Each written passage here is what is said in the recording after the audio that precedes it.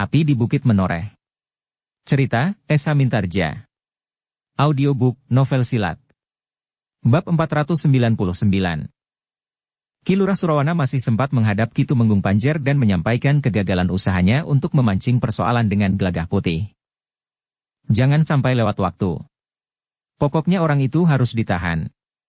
Ia akan dapat dilepaskan jika kudanya ditinggal. Ya, Ki Tumenggung.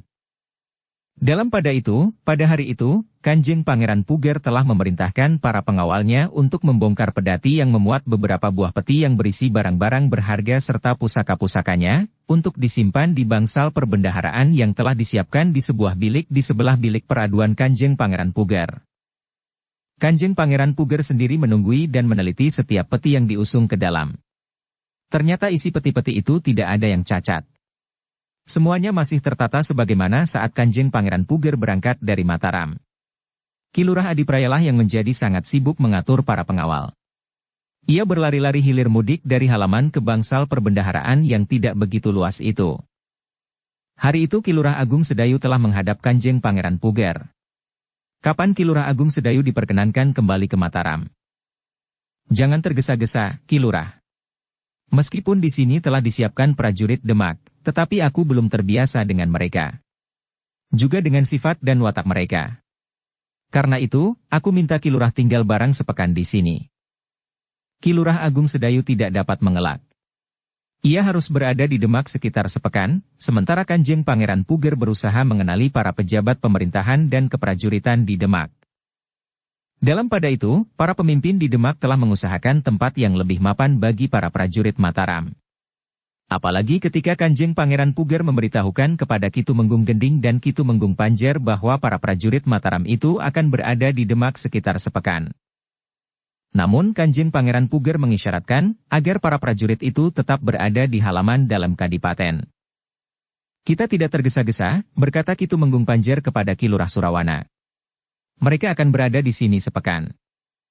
Kita memang harus menunggu saat yang tepat, Ki Tumenggung. Nampaknya pemilik kuda itu cukup cerdas, sehingga ia menjadi curiga atas sikap prajurit yang berusaha memancing perselisihan itu. Bukankah orang itu tidak lebih dari seorang pesuruh? Atau barangkali karena istrinya menjadi abdi Kanjeng Pangeran Puger, ia mendapat kesempatan untuk ikut ke Demak. Mungkin, Ki Tumenggung. Tetapi sikapnya yang nampak matang menunjukkan bahwa ia bukan sekedar pesuruh atau tenaga kasar, atau apapun sebangsa itu. Kalau begitu, pandai-pandailah mengatur cara untuk menyeretnya ke dalam bilik tahanan. Aku harus mempergunakan orang lain. Bukan prajurit kita Numerta yang bertubuh raksasa itu. Terserah kepadamu. Kanjeng Pangeran Puger. Aku kira lebih baik bukan seorang prajurit, tetapi seorang yang berilmu tinggi. Jika perkelahian itu terjadi, kita akan menangkap mereka. Carilah cara yang terbaik. Aku tidak berkeberatan. Dalam sepekan, Gelagah Putih tentu ingin keluar dari halaman kadipaten untuk melihat-lihat keadaan di sekelilingnya. Nah, kita dapat menjebaknya sehingga terjadi perkelahian di alun-alun atau di mana saja. Beberapa orang prajurit akan selalu membayanginya, sehingga ia akan segera ditangkap. Tetapi ajari orangmu itu, apa yang harus dilakukannya? Tentu, Ki Tumenggung. Maksudku, pada saat ia ditahan. Jawabannya jangan menjerat orang lain, apalagi menyinggung-nyinggung namaku. Tentu, Ki Tumenggung, tentu. Lakukan kapan saja. Tetapi jangan sampai terlambat. Orang itu memang harus tahu, siapa aku. Ia sekarang berada di Demak, sehingga ia harus menyadari keberadaannya itu. Ya, Ki Tumenggung. Besok aku akan menghubungi seseorang yang berilmu tinggi, yang akan dapat memancing pertengkaran dengan Gelagah Putih. Namun di luar halaman dalam kadipaten. Jika persoalan seperti itu terjadi di halaman, serta dilakukan oleh seorang prajurit, maka Gelagah Putih akan tahu bahwa ia sedang dijebak. Kau mempunyai pertimbangan terlalu panjang. Kau menanggapi orang itu seperti seorang yang otaknya cemerlang sehingga mampu mengurai persoalan yang dihadapinya dengan cara yang rumit. Otak orang itu memang terang, Ki Tumenggung. Kaulah yang dungu. Ki Lurah terdiam. Jangan sampai luput. Baik, Ki Tumenggung. Sebenarnya lah Ki Lurah Surawana dan Ki Lurah Tanumerta di hari berikutnya telah menghubungi seorang yang dianggapnya berilmu tinggi. Ia harus memancing persoalan dengan seorang yang bernama Gelagah Putih, jika orang itu keluar dari halaman kadipaten. Jadi aku harus menunggu siang dan malam di pintu gerbang ini? Bukan begitu, Ki Soma Tangkil. Kau dapat mulai besok sore. Biasanya orang keluar dan melihat-lihat suasana di tempat yang asing baginya, di waktu sore setelah mandi dan berbenah diri, sambil menunggu saatnya makan malam. Baik. Besok sore aku akan berada di alun-alun. Beri aku isyarat jika orang itu berada di alun-alun. Aku akan memberimu seorang kawan. Seorang prajurit yang tidak mengenakan pakaian keprajuritannya. Orang itu sudah tahu, yang manakah yang bernama Gelagah Putih. Apakah Gelagah Putih seorang prajurit Mataram? Ia bukan prajurit. Ia tidak mempunyai kedudukan yang pasti di antara para prajurit Mataram. Tetapi istrinya seorang abdi perempuan Kanjeng Pangeran Puger. Orang yang disebut Soma Tangkil itu mengangguk-angguk. Namun ia pun kemudian bertanya. Tetapi bukankah yang aku lakukan ini tidak sia-sia? Tentu tidak. Kau akan mendapat upah yang pantas. Serta dijamin bahwa aku tidak akan dipenjarakan karena dituduh telah menimbulkan kerusuhan. Tentu tidak. Akan ada saksi bahwa kau tidak bersalah. Baik. Aku percaya kepadamu, Ki Lurah. Besok sore aku akan berada di alun-alun. Jangan mengecewakan aku. Kau tahu siapa aku, kan? Tentu, Ki Lurah. Kau adalah seorang yang mempunyai banyak uang. Ki Lurah Tanumerta itu pun membelalakan matanya. Katanya, bukan soal uang. Tetapi kau tahu batas kuasa kami berdua? Ki Soma Tangkil memandang Ki Lurah Tanumerta dan Ki Lurah Surawana berganti-ganti. Kemudian ia pun mengangguk sambil berkata, aku tahu, Ki Lurah. Nah, jika demikian, kau jangan main-main. Kau harus berhasil memancing persoalan. Jika kami tidak segera dilerai, maka akibatnya akan dapat menjadi lebih parah. Mungkin di luar kehendakku, aku membunuhnya. Jika kau membunuhnya, maka aku pun akan membunuhmu, berkata Ki Lurah Surawana. Ki Soma Tangkil tertawa. Katanya, Ki Lurah masih saja garang. Apalagi sekarang. Penguasa di Kadipaten Demak adalah Kanjeng Pangeran Puger. Karena itu, kami harus menunjukkan ketegasan untuk menjunjung kewibawaan Kanjeng Adipati. Apakah memancing perkelahian dengan orang yang tidak bersalah itu juga termasuk menjunjung kewibawaan? Aku sobek mulutmu. Ki Soma Tangkil tertawa semakin keras. Katanya, jangan terlalu garang, Ki Lurah. Nanti Ki Lurah cepat menjadi tua. Kedua orang lurah prajurit itu memandang Ki Soma Tangkil dengan tajamnya. Ki Lurah Tanumerta pun menggeram. Ini bukan lelucon, Soma Tangkil. Aku cabuti gigimu sampai habis. Tetapi Soma Tangkil justru tertawa semakin panjang. Namun Ki Lurah Surawana dan Ki Lurah Tanumerta tidak menghiraukannya lagi. Mereka berdua pun kemudian meninggalkan Ki Soma Tangkil yang masih berusaha menahan tertawanya. Sebenarnya lah Gelagah Putih tidak lagi ingin tinggal lebih lama di Demak. Ia tahu bahwa kudanya masih akan menjadi persoalan. Tetapi ia tidak dapat mendahului kembali ke Mataram. Ia harus menunggu para prajurit yang akan berada di Demak selama sepekan. Sebenarnya aku ingin segera pulang, Rara, berkata Gelagah Putih kepada Rara Wulan di sore hari. Agaknya suasananya kurang baik, Kakang. Ada yang menginginkan kudaku. Mereka akan selalu berusaha memancing persoalan. Jika terjadi persoalan, lalu apa hubungannya dengan kuda Kakang? Entahlah. Berhati-hati sajalah, Kakang. Gelagah Putih mengangguk. Tetapi di sisa hari itu tidak terjadi apa-apa. Demikian pula di hari berikutnya. Tidak terjadi apa-apa atas Gelagah Putih. Dengan demikian maka Gelagah Putih pun mulai berpendapat bahwa para prajurit Demak tidak akan mengganggunya lagi untuk memancing persoalan. Di sore hari, setelah mandi dan berbenah diri, Gelagah Putih berkata kepada seorang prajurit yang melayani perbekalan dan peralatan. Daripada duduk-duduk saja di sini, marilah kita berjalan-jalan untuk melihat-lihat keadaan di luar halaman dalam kadipaten. Melihat apa? Apapun yang ada. Di depan itu alun-alun. Barangkali kita dapat berjalan-jalan di alun-alun. Marilah, jawab prajurit itu.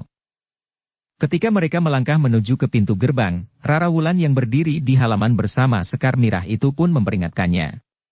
Hati-hatilah, Kakang. Aku akan pergi ke alun-alun, Rara. Justru di luar halaman dalam kadipaten aku tidak akan diganggu. Meskipun demikian, kau harus tetap berhati-hati, Gelagah Putih, pesan Sekar Mirah. Ya, Mbokayu. Ketika keduanya melangkah ke pintu, prajurit itu bertanya. Kenapa mereka berpesan agar kau berhati-hati? Mungkin aku bertemu dengan perawan Demak. Prajurit itu tertawa meledak. Dua orang prajurit Demak yang bertugas di pintu gerbang berpaling ke arah prajurit itu. Meskipun mereka tersenyum juga, tetapi mereka tidak bertanya apa-apa. Sejenak kemudian, Gelagah Putih telah berada di alun-alun. Di sore hari, alun-alun Demak nampak ceria. Beberapa kelompok anak-anak bermain di alun-alun. Orang-orang tua pun nampak pula berjalan-jalan di sekitarnya. Bahkan ada beberapa orang yang menjajakan makanan di pinggir alun-alun itu. Gelagah Putih pun berjalan mengelilingi alun-alun itu. Udara terasa segar oleh angin sore yang berhembus, menggoyang daun beringin yang tumbuh sepasang di tengah-tengah, yang lain mengitari alun-alun itu. Segarnya udara serta suasana yang ceria, membuat Gelagah Putih dan kawannya tidak segera kembali masuk ke halaman dalam kadipaten. Ketika orang-orang yang berjualan di sekitar alun-alun itu mulai menyalakan lampu, maka rasa-rasanya alun-alun Demak itu menjadi semakin menarik. Meskipun di alun-alun Mataram di sore hari sampai ujung malam turun juga terhitung cukup ramai, namun terasa ada sesuatu yang lain di Demak. Ketika gelap menyelimuti alun-alun itu, maka Gelagah Putih pun berkata kepada prajurit yang bersamanya itu. Kau lihat orang berjualan jagung bakar itu? Ya. Kenapa? Kau mempunyai jagung. Tetapi tidak dapat diasapi seperti itu. Tentu. Jagungku sudah ditumbuk menjadi beras jagung. Nah, kita beli jagung bakar. Sudah gelap. Nanti kita dicari. Tidak. Ada yang tahu kita berjalan-jalan keluar pintu gerbang. Uangku akan aku bawa pulang. Aku ingin membeli kain lurik hijau pupus buat istriku. Aku yang bayar. Prajurit itu termangu-mangu sejenak. Namun kemudian ia pun berkata, baiklah. Tetapi jangan terlalu lama. Keduanya pun kemudian duduk di atas sehelai tikar mendong yang dibentangkan di atas rerumputan. Ketika mereka mulai menikmati jagung bakar, prajurit itu berkata, aku belum pernah makan jagung bakar senikmat ini. Justru karena kau makan jagung bakar di alun-alun Demak. Prajurit itu mengangguk-angguk. Namun, selagi mereka asyik menikmati jagung bakar yang masih hangat itu, tiba-tiba saja seseorang telah menendang tangan Gelagah Putih yang sedang memegangi jagung itu. Gelagah Putih terkejut. Ia tahu bahwa orang itu berdiri di situ sejak ia memesan jagung bakar. Tetapi ia tidak menduga bahwa tiba-tiba saja orang itu meloncat dan menendang tangannya. Dengan serta-merta Gelagah Putih pun bangkit berdiri. Selangkah ia mundur sambil bertanya. Apa yang kau lakukan? Jangan banyak mulut. Kau telah menghina aku sejak sore tadi. Tetapi aku masih menahan diri. Baru setelah gelap aku menganggap bahwa waktunya tepat untuk membuat perhitungan. Apa yang sudah aku lakukan? Jangan berpura-pura. Marilah kita membuat perhitungan sebagai laki-laki. Jangan di sini. Di sini banyak orang. Kecuali jika kau sengaja memilih tempat yang ramai agar perkelahian di antara kita nanti dilerai. Jantung Gelagah Putih berdegup semakin cepat. Namun ia pun langsung menghubungkan peristiwa itu dengan sikap prajurit yang bertubuh raksasa, yang nampaknya memang sedang memancing perselisihan itu. Karena itu, maka Gelagah Putih harus menahan diri. Bukankah kau juga laki-laki? Bertanya orang itu. Prajurit yang membeli jagung bakar bersama Gelagah Putih itu pun kemudian berdiri pula sambil berdesis. Apapun sebabnya, maka nasibmu akan menjadi sangat buruk jika kau berselisih dengan Gelagah Putih. Jika ia berniat membunuhmu, maka kau tentu akan mati seketika terkena sentuhan tangannya. Jantung orang itu berdegup semakin cepat. Namun kemudian ia pun berkata, aku adalah Soma Tangkil. Orang yang paling disegani di Demak. Jangan mencoba menakuti aku dengan cara apapun juga. Kalian tidak akan berhasil. Jadi namamu Soma Tangkil? Ya. Urungkan niatmu, Soma Tangkil. Kami adalah tamu di Demak. Jika sikapmu itu diketahui prajurit Demak, maka kau akan ditangkap dan dipenjarakan. Persetan dengan prajurit Demak. Tidak seorang pun dari para prajurit Demak yang aku takuti.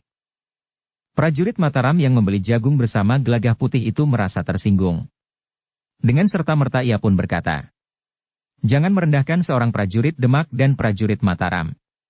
Jika kau merendahkan prajurit Demak, berarti kau juga merendahkan prajurit Mataram." Namun Soma Tangkil itu pun menjawab, "Aku tidak mempunyai persoalan dengan kau. Tetapi aku mempunyai persoalan dengan Gelagah Putih. Karena itu, jangan ikut campur. Aku akan menyelesaikan persoalanku dengan Gelagah Putih." Prajurit itu pun kemudian berpaling kepada Gelagah Putih. "Kenapa kau diam saja?" Cekik lehernya sampai mati. Gelagah Putih pun kemudian memandang berkeliling. Ia melihat beberapa orang mengerumuninya. Nampaknya mereka tertarik pada pertengkaran itu. Namun prajurit Mataram yang menyertai Gelagah Putih itu terkejut ketika Gelagah Putih berkata, "Ki Soma Tangkil, jika benar katamu bahwa aku telah menghinamu, aku minta maaf. Aku tentu tidak sengaja." Tiba-tiba saja keringat dingin mengalir di punggung Soma Tangkil. Gelagah Putih itu ternyata tidak marah, apalagi memukulnya. Tetapi ia justru minta maaf. "Apalagi yang harus aku lakukan untuk membuatnya marah?" berkata Soma Tangkil di dalam hatinya. Namun ia masih mencoba. "Perbuatanmu hanya dapat dimaafkan jika kau berjongkok di hadapanku dan menyembahku." "Baiklah," jawab Gelagah Putih. Namun prajurit Mataram yang menyertai Gelagah Putih itu pun berkata, "Apa sebenarnya yang kau lakukan, Gelagah Putih? Kau menghina dirimu sendiri. Kenapa kau tidak bangkit dan melawannya berkelahi?" Jawab Gelagah Putih memang mengejutkan. Soma Tangkil pun terkejut pula. "Jika aku tidak mau melakukannya, sehingga timbul perselisihan dan apalagi perkelahian, tanpa menunggu akhir dari perkelahian itu maka ia sudah menang. Perselisihan dan perkelahian itulah yang diharapkannya. Dengan demikian maka akan ada alasan untuk menangkapku. Persoalannya bersumber dari keinginan seseorang untuk memiliki kudaku." Wajah Soma Tangkil menjadi tegang. Hampir di luar sadarnya ia pun bertanya, "Siapa yang mengatakan kepadamu? Bukankah aku dapat memperhitungkan sikap, tingkah laku seseorang, serta peristiwa-peristiwa yang mengikutinya?" Tiba-tiba saja Soma Tangkil itu bergeser mundur. Kemudian hilang di kerumunan orang banyak. Orang-orang yang berkerumun itu benar-benar tidak tahu apa yang terjadi. Mereka hanya melihat pertengkaran. Hampir saja terjadi perkelahian, namun kemudian ternyata bahwa perkelahian itu tidak pernah terjadi. Soma Tangkil pun berjalan cepat-cepat menjauhi Gelagah Putih. Namun tiba-tiba terdengar seseorang memanggilnya. "Soma Tangkil." Soma Tangkil itu berhenti. "Kenapa kau begitu bodoh sehingga pertengkaran itu berakhir begitu saja? Apa yang harus aku lakukan?" Gelagah Putih tahu bahwa aku hanya sekedar umpan untuk memancing pertengkaran. Orang itu tidak tahu. Ia hanya sekedar menduga-duga. "Tidak. Lebih baik aku tidak melawannya. Ia orang baik. Ia tidak pantas dijebak untuk memeras agar ia menyerahkan kudanya." "Kau gila, Soma Tangkil. Kau tahu kuasaku?" "Ya. Aku tahu. Tetapi bukankah itu tidak pantas dilakukan kepada Gelagah Putih?" "Setan kau. Maaf, Ki Lurah. Aku tidak dapat melakukannya." Dua orang lurah prajurit yang mendapat tugas dari Ki Tumenggung Panjer itu menjadi bingung. Namun akhirnya Ki Lurah Surawana harus mengatakan apa yang sudah terjadi. Seseorang yang bukan prajurit itu pun gagal memancing pertikaian dengan Gelagah Putih. "Besok aku akan menemui Ki Tumenggung Panjer. Ia harus mengurungkan niatnya memiliki kuda itu. Jika ia mencoba untuk memaksakan kehendaknya, akibatnya akan dapat menjadi buruk. Tentu Gelagah Putih akan memberitahukan kawan-kawannya apa yang telah terjadi. Sehingga langkah apapun yang akan diambil oleh Ki Tumenggung, akan selalu dihubungkan dengan niatnya itu. Kau berani mengatakannya kepada Ki Tumenggung? Apa boleh buat? Tidak ada jalan lain." Ki Lurah Tanumerta pun mengangguk-angguk. Katanya, "Baiklah. Terserah kepada Ki Lurah Surawana. Tugas ini pertama-tama juga dibebankan kepada Ki Lurah." Demikianlah, maka kedua orang lurah prajurit itu pun segera menyelinap pula dan menghilang dari alun-alun. Sementara itu, Gelagah Putih pun segera mengajak prajurit yang menyertainya itu kembali ke dalam kadipaten. Hampir saja mereka terpancing, sehingga akan dapat menjerat Gelagah Putih ke dalam bilik tahanan karena menimbulkan kerusuhan. Ketika mereka berada di antara kawan-kawannya, maka seorang prajurit berkata kepada mereka, "Kalian terlambat. Kami sudah makan malam. Jadi, kalian tidak mendapat bagian." Tetapi Gelagah Putih pun berkata, "Marilah kita pergi ke dapur. Tentu masih ada persediaan. Kita beritahukan kepada mereka yang bertugas di dapur bahwa kita baru saja keluar." Tetapi prajurit itu bertanya kepada kawannya, "Tidak kau katakan bahwa kami berdua sedang keluar?" "Aku sudah mengatakannya. Tetapi petugas yang membagikan makan bagi kita itu mengatakan bahwa biarlah kalian sendiri yang mengurusnya." "Nah, bukankah kita harus pergi ke dapur? Mungkin kita justru akan mendapat pelayanan khusus." Prajurit itu termangu-mangu. Namun Gelagah Putih sambil tersenyum berkata, "Bukankah kita dapat membeli jagung bakar lagi, jika di dapur sudah tidak ada petugasnya?" Prajurit itu mengangguk-angguk. Katanya, "Ya. Jika di dapur sudah tidak ada orang, kita pergi membeli jagung bakar saja lagi." Keduanya pun kemudian pergi ke dapur untuk mengambil makan malam mereka. Ternyata masih ada beberapa orang yang sibuk di dapur. Mereka sibuk mencuci alat-alat dapur yang telah mereka pergunakan sore itu. Sedangkan beberapa orang yang lain masih sibuk pula mengemasi nasi serta lauk pauk yang tersisa. Sebenarnya Gelagah Putih sudah ingin membatalkan niatnya. Rasa-rasanya segan juga datang ke dapur sekedar untuk mengurus makan malam mereka. Apalagi mereka sudah makan jagung bakar di alun-alun, dan bahkan mereka akan dapat pergi untuk membeli lagi. Namun selagi keduanya berdiri termangu-mangu, seorang perempuan yang masih terhitung muda datang menghampirinya. Dengan ramah sekali perempuan itu berkata, "Marilah, Kakang. Bukankah Kakang yang bernama Gelagah Putih? Dari mana kau tahu namaku? Bukankah aku melayani Kakang makan sejak Kakang datang?" "Maaf. Aku tidak tahu." "Marilah, Kakang, silahkan duduk." Gelagah Putih pun kemudian berpaling kepada kawannya. Namun prajurit itu pun berdesis, "Hanya kau yang dipersilahkannya?" "Tentu tidak. Kau juga. Kita berdua." Berdua mereka pun kemudian masuk ke dapur. Beberapa orang justru menyibak dan memberi tempat bagi keduanya untuk duduk. Perempuan muda itulah yang kemudian melayani Gelagah Putih dan kawannya itu. Disediakannya nasi dan lauk pauk, yang agaknya memang disediakan khusus bagi mereka. Sementara perempuan yang melayaninya itu kemudian justru duduk di sisi Gelagah Putih. "Silahkan, Kakang. Aku memang menyediakan makan dan minuman ini untuk Kakang." "Terima kasih," jawab Gelagah Putih. Ia pun bergeser setapak ketika perempuan itu seakan-akan mendesaknya. Disendoknya lauk yang tersedia dan dituangkannya ke mangkuk Gelagah Putih. "Terima kasih. Ini sudah cukup." Perempuan itu tersenyum. Katanya, "Kakang tidak usah malu-malu. Aku akan melayani Kakang." Keringat dingin mulai membasahi punggung Gelagah Putih. Ia menyesal sekali bahwa ia telah pergi ke dapur hanya untuk semangkuk nasi. Jika saja ia tahu bahwa perempuan itu akan bersikap seperti itu, maka lebih baik baginya untuk kembali ke alun-alun dan membeli jagung bakar. Perempuan itu masih saja mendesaknya. Melayaninya dengan cara yang sangat berlebihan. Namun tiba-tiba saja seorang laki-laki yang bertubuh kekar masuk ke dalam dapur. Matanya bagaikan menyala memandang perempuan yang duduk di sebelah Gelagah Putih itu. Sementara itu, perempuan itu pun dengan serta-merta telah bangkit berdiri dan bergeser menjauhi Gelagah Putih. "Kenapa kau datang kemari, Kakang?" bertanya perempuan itu. "Aku yang bertanya kepadamu, kenapa kau belum pulang?"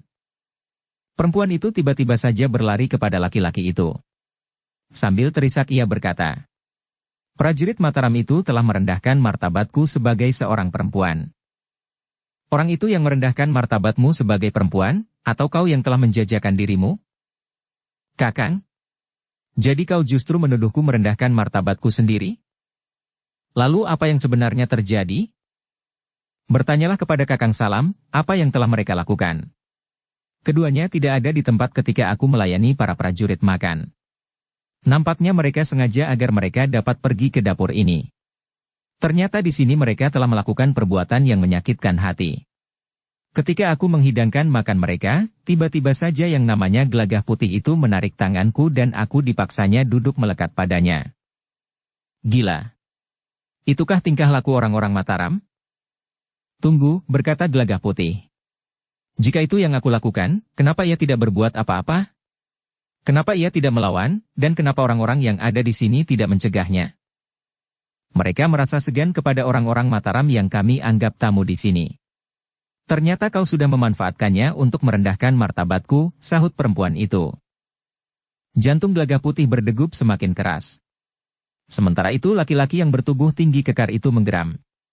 Katanya, biarlah orang lain merasa segan kepada para tamu dari Mataram, tetapi aku tidak.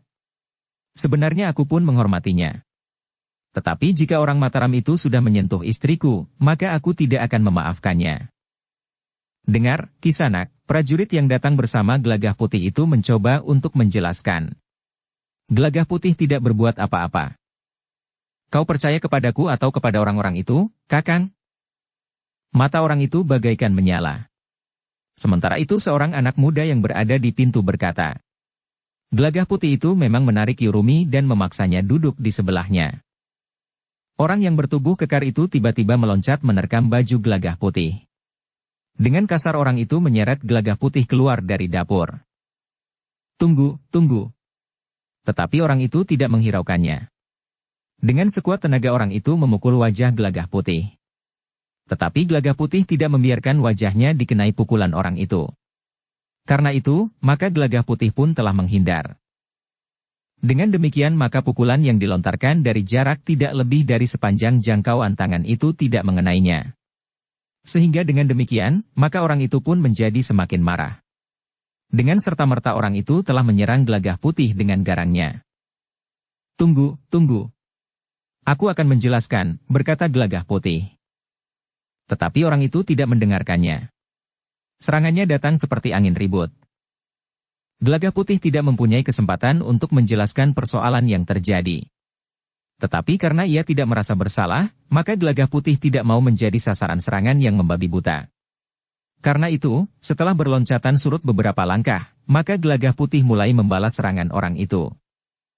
Jangan membiarkan dirimu dihinakan, Gelagah Putih, teriak kawannya, prajurit yang menyertainya ke dapur. Seseorang dapat menyakiti tubuh kita. Tetapi jangan menyakiti hati kita. Ketika orang itu meloncat sambil menyerang dengan tinjunya ke arah dagu Gelagah Putih, maka Gelagah Putih pun bergeser sedikit ke samping. Demikian tinju orang itu meluncur tanpa menyentuh kulitnya, maka Gelagah Putih pun memukul perut orang bertubuh kekar itu. Orang itu mengaduh kesakitan. Tubuhnya terbungkuk, sementara kedua belah tangannya memegangi perutnya. Gelagah Putih hanya memukul sekali, orang itu telah jatuh terjerembab di tanah. Perempuan yang berada di dapur yang disebut istrinya itu pun berlari-lari, dan kemudian berjongkok di sebelah tubuh yang terkapar sambil kesakitan itu. Kakang, Kakang. Tiba-tiba saja 3 orang prajurit Demak mendatangi keributan itu. Seorang di antara mereka pun bertanya. Apa yang terjadi di sini? Ampun, Ki Lurah, berkata perempuan itu. Gelagah Putih telah menganiaya suamiku, setelah ia mencoba menggangguku. Siapa Gelagah Putih itu? Ini. Orang ini. Salah seorang prajurit dari Mataram. Kau yang bernama Gelagah Putih, bertanya orang yang disebut Ki Lurah itu. Iya, Ki Lurah. Kau telah membuat kerusuhan di Demak. Kau akan berhadapan dengan petugas di Demak. Dengar, Ki Lurah, berkata Gelagah Putih. Bukan salahku. Nanti katakan kepada orang yang akan memeriksa perkaramu. Aku akan menangkapmu dan menahanmu. Aku tidak bersalah, Ki Lurah. Aku tidak mau ditangkap. Kau akan melawan petugas? Ki Lurah harus mendengarkan keteranganku. Bukan aku. Tetapi akan ada orang yang bertugas mendengarkan keteranganmu. Tetapi aku tidak mau ditangkap dengan cara dan dalam keadaan seperti ini. Kami adalah petugas yang harus melakukan tugas kami. Jika kau melawan, maka kami akan mempergunakan kekerasan. Terasa dada Gelagah Putih bergejolak. Baru kemudian Gelagah Putih sadar, bahwa yang terjadi itu tentu salah satu jebakan yang telah dipasang oleh orang yang ingin memerasnya untuk mendapatkan kudanya. Gelagah Putih sudah berhasil menghindari jebakan-jebakan sebelumnya. Namun akhirnya Gelagah Putih telah terperosok pula ke dalamnya. Karena itu, maka Gelagah Putih pun berkata lantang. Dengar! Aku tidak akan bersedia ditangkap, karena aku telah masuk ke dalam jebakan yang kalian pasang. Apapun yang akan terjadi, akan aku hadapi. Aku tidak akan dapat diperas dengan cara yang licik ini, oleh seseorang yang menginginkan kudaku.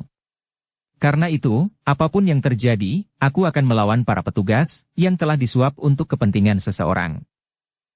Kau tidak akan dapat beralasan apapun juga. Kau sudah terbukti membuat kerusuhan.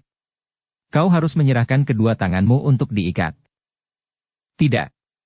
Orang yang disebut Kilurah itu pun kemudian telah memerintahkan kedua orang prajuritnya untuk menangkap Gelagah Putih dengan kekerasan. Tidak ada kesempatan kepada siapapun yang telah menimbulkan kerusuhan di sini. Kedua orang prajurit itu pun segera menyergap Gelagah Putih. Tetapi perkelahian tidak berlangsung lama. Kedua orang prajurit itu pun telah terpelanting dan jatuh berguling. Dengan serta-merta kedua orang prajurit itu bangkit. Bahkan kemudian bersama Kilurah mereka menyerang Gelagah Putih. Ternyata Kilurah itu memiliki kemampuan pula dalam olah kanuragan.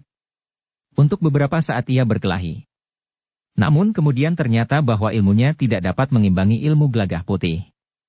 Bahkan bertiga sekalipun. Beberapa orang pekerja di dapur itu telah mengerumuninya. Dalam keremangan cahaya lampu di kejauhan, mereka menyaksikan betapa ketiga orang prajurit yang dipimpin oleh Kilurah itu mengalami kesulitan. Berganti-ganti mereka terlempar jatuh. Bahkan kemudian tulang-tulang mereka pun merasa bagaikan berpatahan.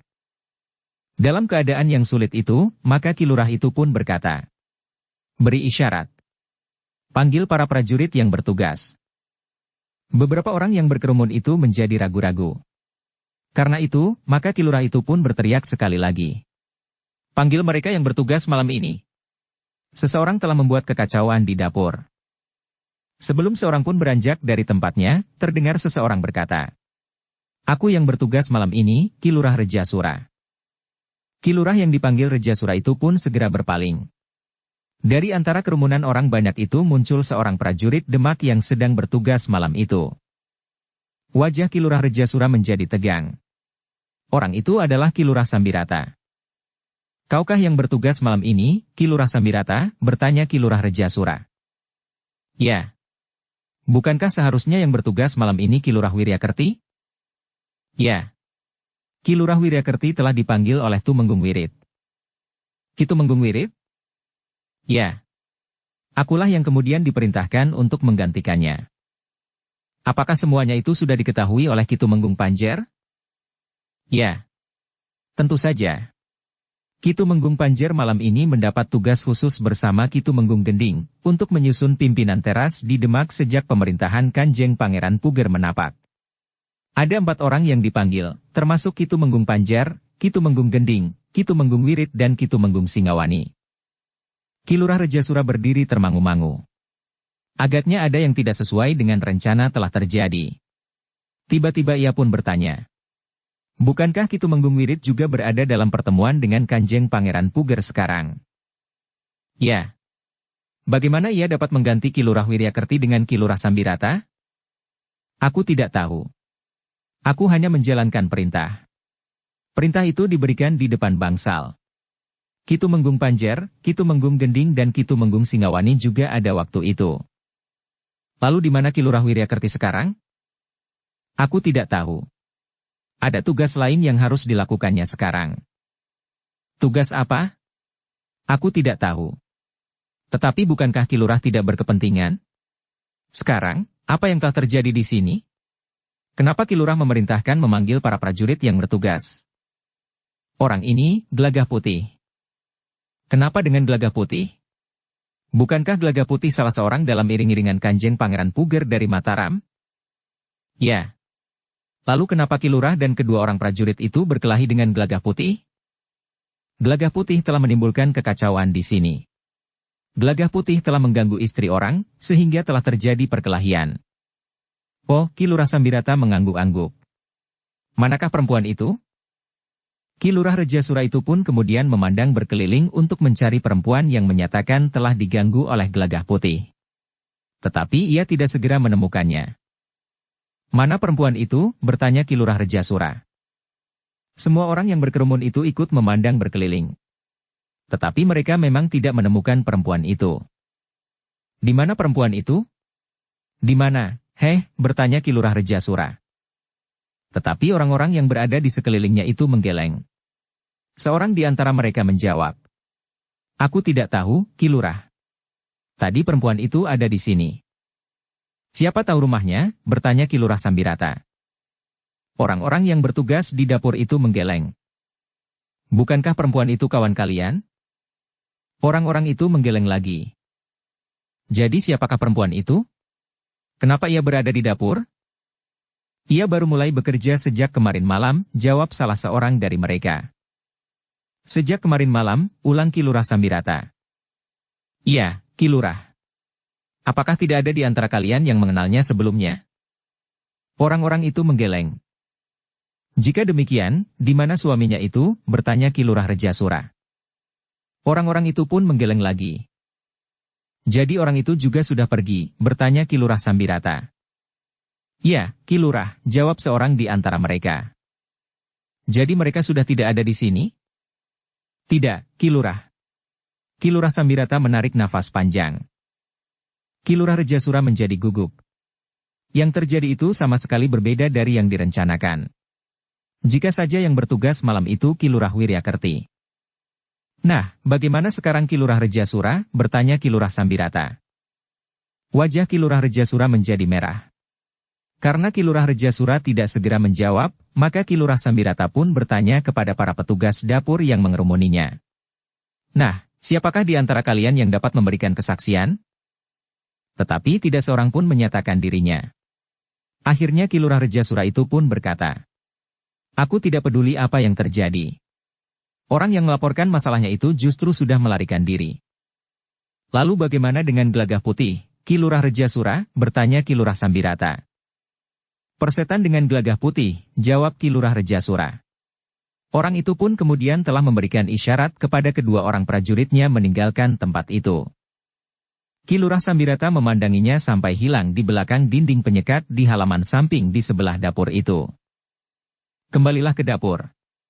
Bukankah kerja kalian belum selesai?" berkata Ki Lurah Sambirata kepada para petugas di dapur itu. Baru sejenak kemudian, Ki Lurah Sambirata itu meninggalkan tempat itu. Di bawah sebatang pohon gayam yang besar, Ki Lurah itu mendekati Ki Lurah Agung Sedayu dan Ki Lurah Adipraya, yang mengawasi peristiwa itu dari kejauhan. "Aku akan menghadap Ki Tumenggung Wirit," berkata Ki Lurah Sambirata. Ki Lurah Rejasura tentu akan segera memberikan laporan kepada Ki Tumenggung Panjer, desis Ki Lurah Adipraya. Ki Tumenggung Panjer tidak akan berani mempersoalkannya. Selain Ki Tumenggung Panjer memang agak segan kepada Ki Tumenggung Wirit secara pribadi, Ki Tumenggung Wirit akan dapat bersaksi sesuai dengan keterangan para petugas sandinya, tentang rencana pemerasan yang dilakukan oleh Ki Tumenggung Panjer melalui berbagai macam cara. Ki Lurah Agung Sedayu dan Ki Lurah Adipraya pun mengangguk-angguk. Namun Ki Lurah Agung Sedayu pun bertanya. Tetapi apa jawab Ki Lurah Sambirata, jika Ki Lurah Wiryakerti mempersoalkan pengakuan Ki Lurah Sambirata bahwa Ki Lurah yang bertugas memimpin penjagaan malam ini? "Aku akan menjelaskan persoalannya dengan berterus terang, bahwa persoalannya sudah ada di tangan Ki Tumenggung Wirit. Apakah persoalan itu akan dilanjutkan, atau akan dihentikan, Ki Lurah Wiryakerti akan dapat memilih yang terbaik menurut sisi pandangnya. Tetapi sumber persoalannya ada pada Ki Tumenggung Panjer.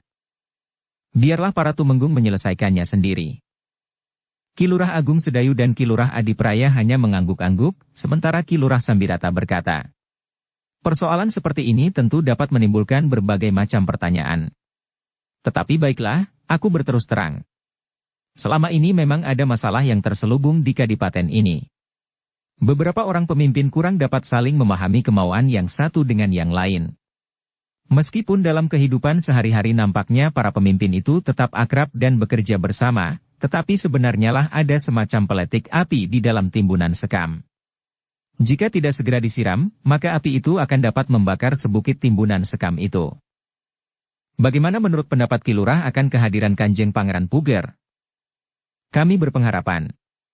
Mudah-mudahan para tumenggung itu tidak lagi memandang segala persoalan menurut sudut pandang mereka sendiri-sendiri.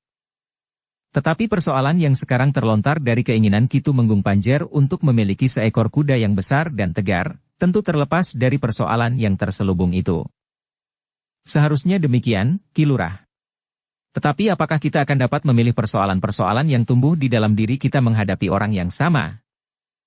Ki Lurah Agung Sedayu dan Ki Lurah Adipraya menarik nafas panjang. Namun Ki Lurah Sambirata itu pun berkata, "Marilah kita pergi ke halaman depan. Di sini banyak sekali nyamuk." Ki Lurah Agung Sedayu dan Ki Lurah Adipraya tidak menjawab. Mereka hanya mengangguk saja. Dalam pada itu, Gelagah Putih dan kawannya sudah meninggalkan dapur pula. Kepada prajurit yang menemaninya itu Gelagah Putih berkata, "Jangan mengatakan kepada siapapun. Persoalannya sangat memalukan." Kawannya mengangguk. Tetapi ia pun menjawab, "Kau kira orang-orang yang bertugas di dapur itu dapat kau tutup mulutnya? Persetan dengan mereka. Dan Kanjeng Pangeran Puger. Cerita tentang dirimu tentu akan berkepanjangan. Untunglah, aku mempunyai saksi." "Siapa?" "Kau." "Kalau aku tidak mau bersaksi? Bahkan aku justru akan memberatkanmu. Kau tidak boleh meminjam kudaku lagi." Prajurit itu tertawa. Tetapi ia tidak berkata apa-apa lagi. Ki Lurah Sambirata, Ki Lurah Agung Sedayu dan Ki Lurah Adipraya telah berada di halaman depan. Mereka tertegun ketika mereka melihat Ki Lurah Wiryakerti dan Ki Lurah Rejasura dengan tergesa-gesa mendekati mereka. "Ki Lurah Sambirata," berkata Ki Lurah Wiryakerti. "Menurut Ki Lurah Rejasura, Ki Lurah Sambirata mengaku bertugas malam ini karena aku dipanggil oleh Ki Tumenggung Wirit." "Ya. Kenapa? Bukankah dengan demikian Ki Lurah Sambirata telah melanggar wewenang orang lain? Apakah dengan demikian Ki Lurah Rejasura merasa aku rugikan?" "Tentu," sahut Ki Lurah Rejasura. "Apa yang telah aku rugikan? Aku berniat menolong."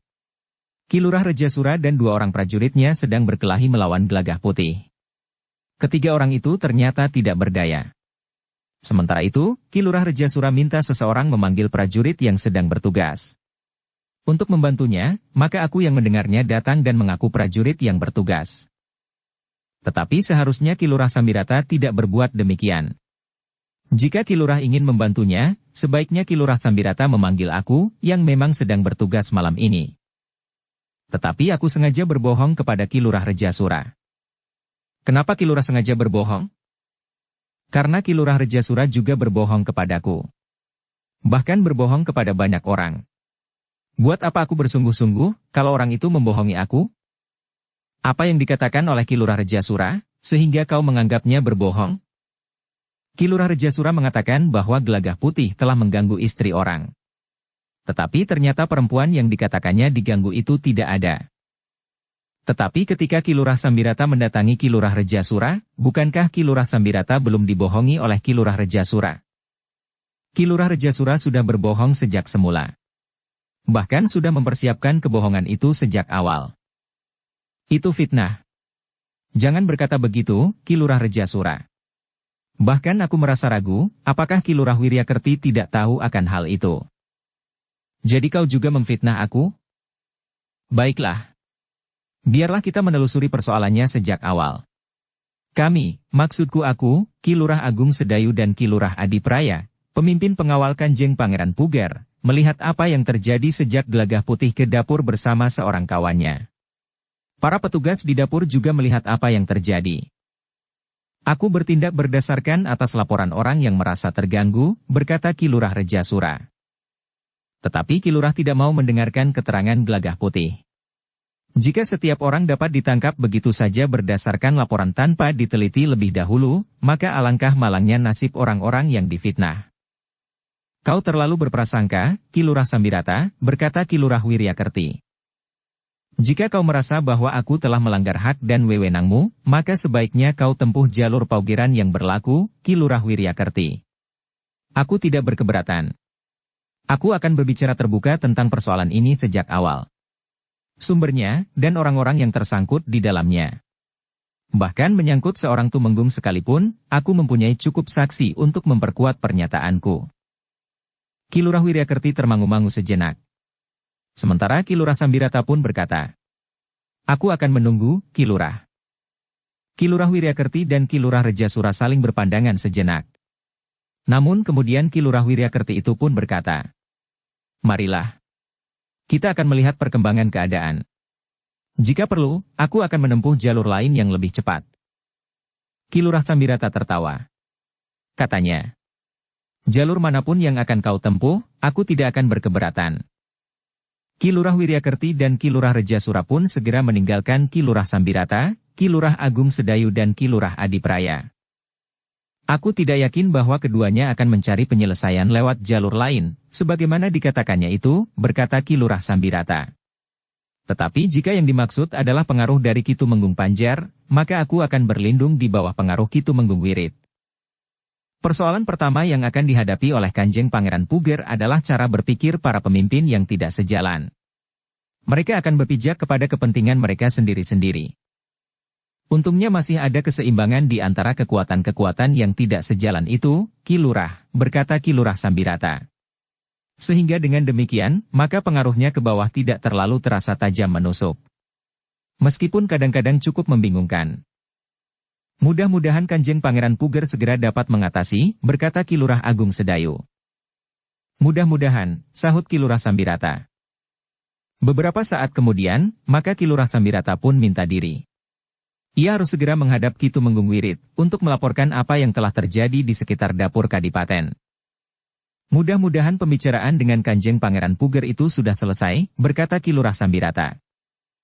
Jadi Ki Tumenggung Panjar benar-benar sedang menghadap Kanjeng Pangeran Puger, di antara para pemimpin itu? Ya.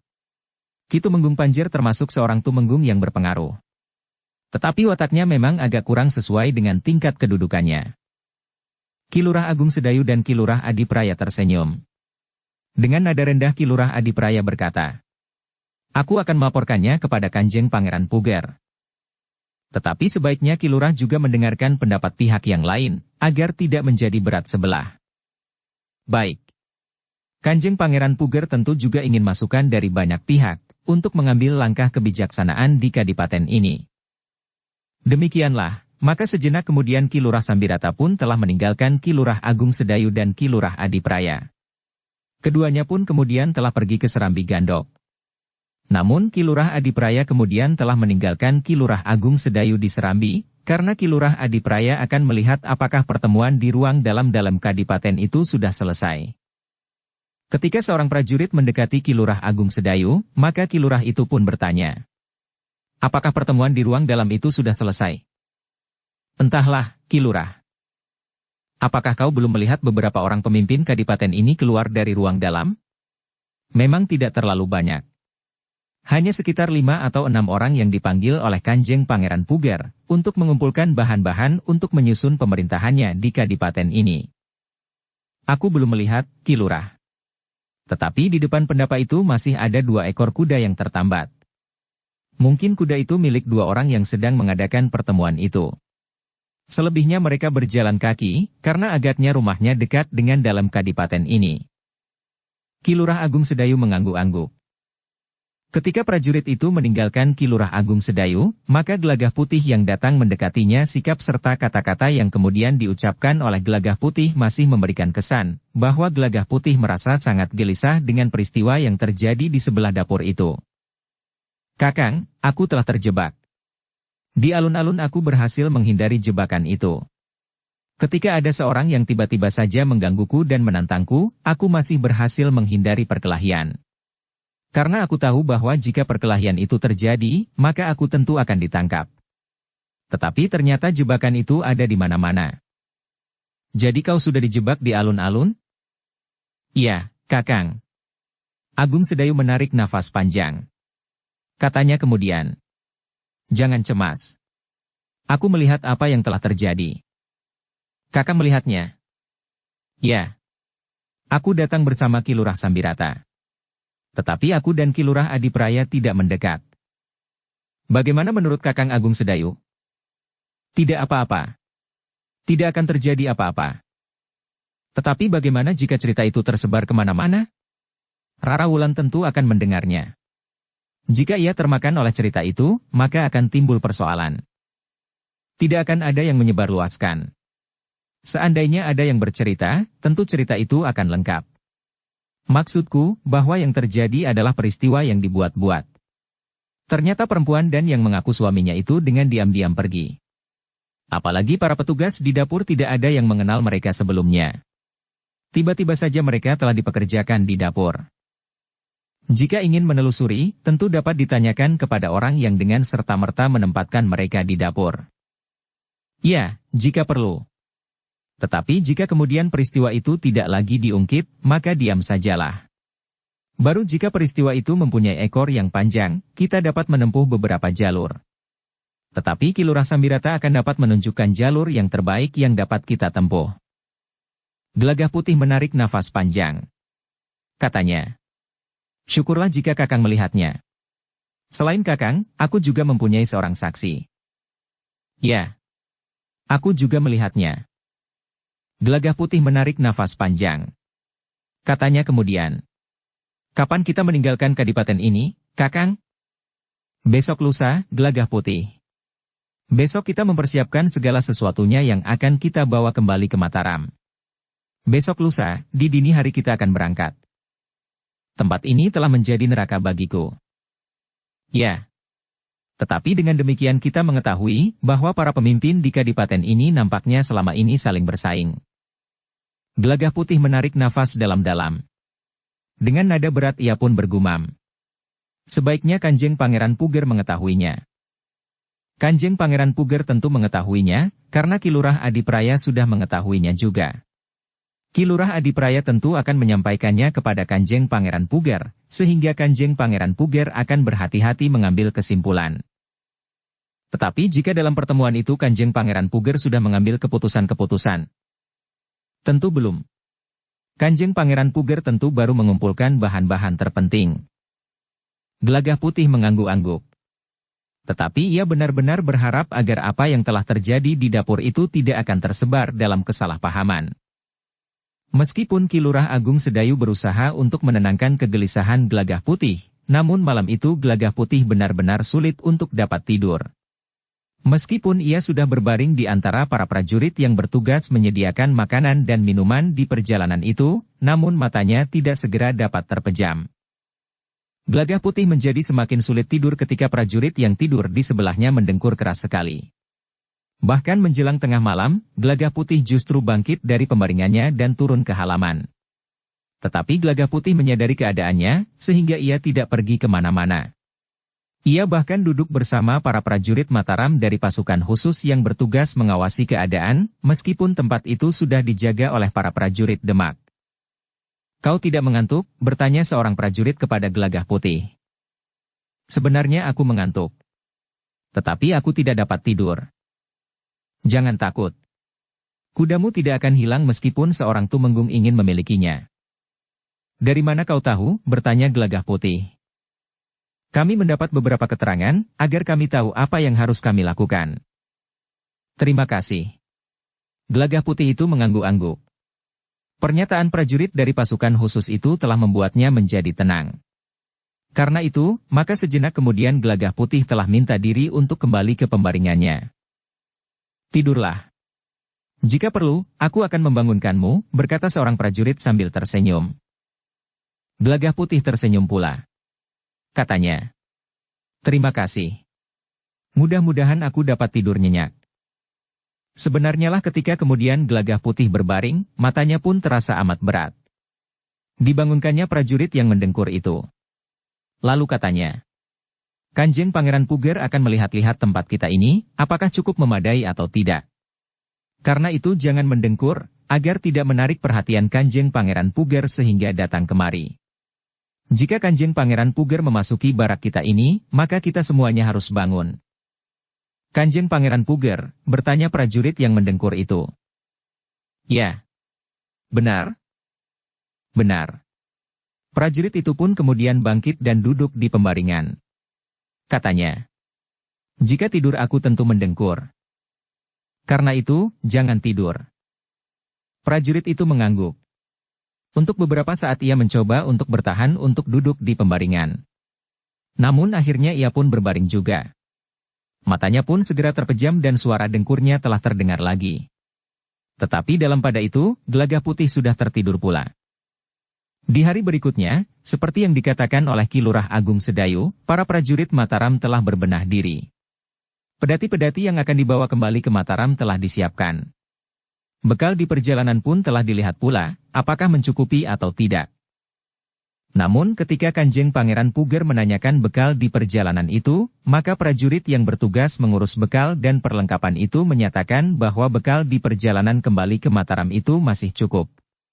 Tetapi untuk meyakinkan agar tidak terjadi kesulitan di perjalanan, maka Kanjeng Pangeran Puger telah memerintahkan untuk menambah bekal itu serba sedikit. Di hari terakhir Ki Lurah Agung Sedayu di Demak, Kanjeng Pangeran Puger telah memanggilnya. Memberikan beberapa pesan untuk disampaikan kepada Kanjeng Panembahan di Mataram, namun pada bagian terakhir pesan yang harus disampaikan itu, Kanjeng Pangeran Puger juga menyatakan bahwa Kanjeng Pangeran Puger masih harus membenahi sikap para pemimpin di Demak. Hamba akan menyampaikan pesan Kanjeng Pangeran, berkata Ki Lurah Agung Sedayu kemudian. Terima kasih, Ki Lurah. Tanpa Ki Lurah Agung Sedayu, cerita perjalananku ke Demak akan berbeda. Hamba hanya sekedar menjalankan tugas, Pangeran.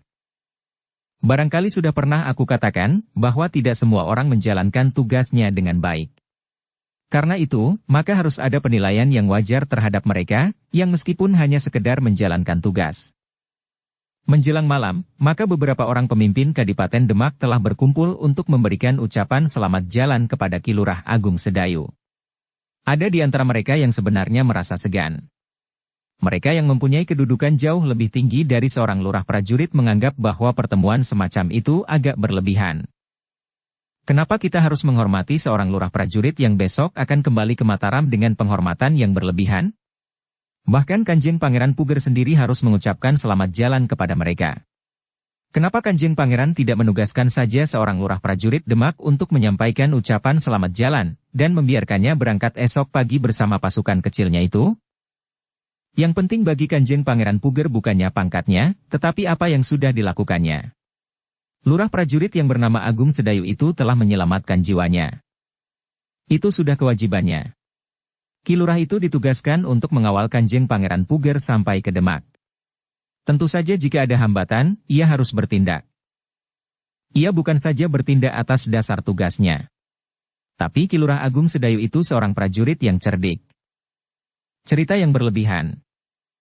Tetapi orang yang mempunyai kedudukan yang tinggi itu tidak berani menolak perintah Kanjeng Pangeran Puger, sehingga orang itu pun terpaksa datang di pertemuan itu. Salah seorang dari mereka yang menganggap pertemuan itu berlebihan adalah Ki Tumenggung Panjer. Ki Tumenggung terbiasa dihormati dan memerintah para lurah prajurit dengan semena-mena, sehingga untuk menghormati Ki Lurah Agung Sedayu, rasa-rasanya segan juga. Namun Ki Tumenggung wirid dengan ikhlas menyalami Ki Lurah Agung Sedayu sambil berkata, "Aku sudah mendengar apa yang Ki Lurah lakukan di sepanjang perjalanan. Tetapi lebih dari itu, dari Ki Lurah Adipraya aku sudah mendengar, siapakah sebenarnya Ki Lurah Agung Sedayu itu." Seperti kebanyakan lurah prajurit, Ki Tumenggung. Ki Lurah Adipraya pun mengatakan bahwa Ki Lurah Agung Sedayu adalah adik Ki Tumenggung Untara, yang memegang peranan pada saat-saat peralihan setelah Demak bergeser ke Pajang. "Aku memang adiknya, Ki Tumenggung. Tetapi aku bukan apa-apa." Ki Tumenggung wirid pun tertawa. Malam itu, dalam pertemuan itu, Kanjeng Pangeran Puger sendiri telah mengucapkan terima kasih sekali lagi kepada Ki Lurah Agung Sedayu dan pasukannya, yang telah menyelamatkan Kanjeng Pangeran Puger beserta keluarganya dalam perjalanan ke Demak. "Kami tidak akan melupakan Ki Lurah dan para prajurit dari pasukan khusus yang Ki Lurah pimpin." Ki Lurah Agung Sedayu hanya dapat mengangguk dalam-dalam sambil menyembah. "Terima kasih atas penghargaan ini, Kanjeng. Aku telah menyiapkan sebuah tunggul yang khusus. Aku akan menyerahkan tunggul ini kepada Ki Lurah untuk melengkapi pertanda kebesaran pasukan yang Ki Lurah pimpin. Tentu saja Ki Lurah harus melaporkannya kepada Kanjeng Panembahan Hanyakrawati atau Ki Patih Mandaraka, apakah tunggul itu diperkenankan disejajarkan dengan tunggul resmi pasukan Ki Lurah. Jika tidak, maka tunggul itu akan berada di belakang tunggul resmi dari pasukan Ki Lurah. Sekali lagi hamba mengucapkan terima kasih, Kanjeng Pangeran. Malam itu, Kanjeng Pangeran Puger telah menyelenggarakan bujana bagi para prajurit Mataram yang besok pagi-pagi sekali akan berangkat kembali ke Mataram. Malam itu, ketika pertemuan ditutup, Kanjeng Pangeran Puger masih memerintahkan para pemimpin Demak itu datang besok sebelum matahari terbit, untuk melepas pasukan Mataram yang akan pulang itu. Kenapa harus mendapat kehormatan yang berlebihan? Desah seorang tumenggung yang sejak semula menganggap penghormatan semacam itu bagi seorang lurah prajurit tidak perlu. Tetapi seperti dalam pertemuan yang dilangsungkan itu, mereka tidak berani mengelak. Mereka terpaksa harus datang, betapapun mereka tidak melakukannya dengan ikhlas. Demikianlah, di dini hari pasukan Mataram itu sudah siap. Sebagaimana diperintahkan oleh Kanjeng Pangeran Puger, maka para pemimpin Demak pun melepas iring-iringan yang meninggalkan pintu gerbang dalam kadipaten itu. Selamat jalan, Ki Lurah, berkata Kanjeng Pangeran Puger. Doa restu Pangeran yang hamba mohon. Aku doakan kalian selamat sampai ke Mataram. Ternyata dalam iring-iringan itu terdapat dua orang perempuan, yang semula berada di antara para abdi perempuan Kanjeng Pangeran Puger. Mereka adalah Sekar Mirah dan Rara Wulan. Ketika mereka berada di antara para prajurit yang pulang ke Mataram itu, mereka tidak mengenakan pakaian sebagaimana para abdi, tetapi mereka telah mengenakan pakaian khusus mereka. Jantung Ki Tumenggung Panjer masih berdebaran ketika ia melihat di paling belakang dari iring-iringan itu, seekor kuda yang tinggi, besar dan tegar, milik Gelagah Putih. Tetapi Ki Tumenggung Panjer harus mengakui kenyataan bahwa kuda itu tidak pernah menjadi miliknya. Kuda yang besar dan tegar, sebesar dan setegar kuda Kanjeng Pangeran Puger, milik Gelagah Putih itu ikut pula dalam iring-iringan kembali ke Mataram. Di perjalanan pulang, selain pedati yang membawa bekal dan perlengkapan, ada dua pedati yang kosong. Sedangkan yang lain memang ditinggalkan di Demak.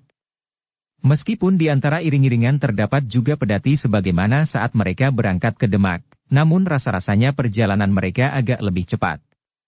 Pedati yang masih saja merayap seperti siput itu tidak terlalu sering berhenti karena para putri dan para dayang merasa sangat letih duduk di dalamnya, serta diguncang oleh jalan yang tidak rata.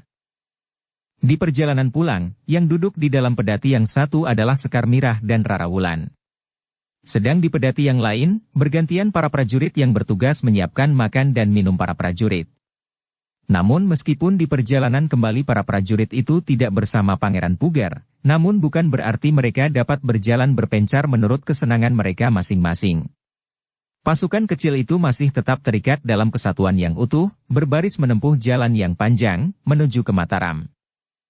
Iring-iringan itu menempuh perjalanan kembali sebagaimana jalan yang mereka tempuh di saat mereka berangkat.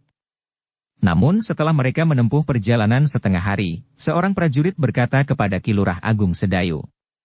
Ki Lurah, aku tahu jalan yang jauh lebih dekat dari jalan ini.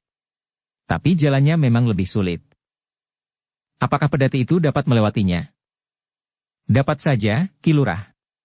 Tetapi di beberapa tempat, kita harus membantu mendorongnya. Jalannya agak terjal, sehingga lembu yang menarik pedati itu memerlukan bantuan. Jika saja pedati dapat lewat, meskipun agak sulit sedikit, kita akan memilih jalan itu. Seberapa jauh kita dapat menghemat perjalanan kita? Lebih dari setengah hari perjalanan. Jika demikian, kita akan menempuh jalan itu. Tetapi jika jalan itu terlalu sulit, maka kau akan ikut dipasang di depan pedati itu, bersama sepasang lembu untuk ikut menariknya. Prajurit itu tertawa. Katanya, bukankah aku tidak sendiri?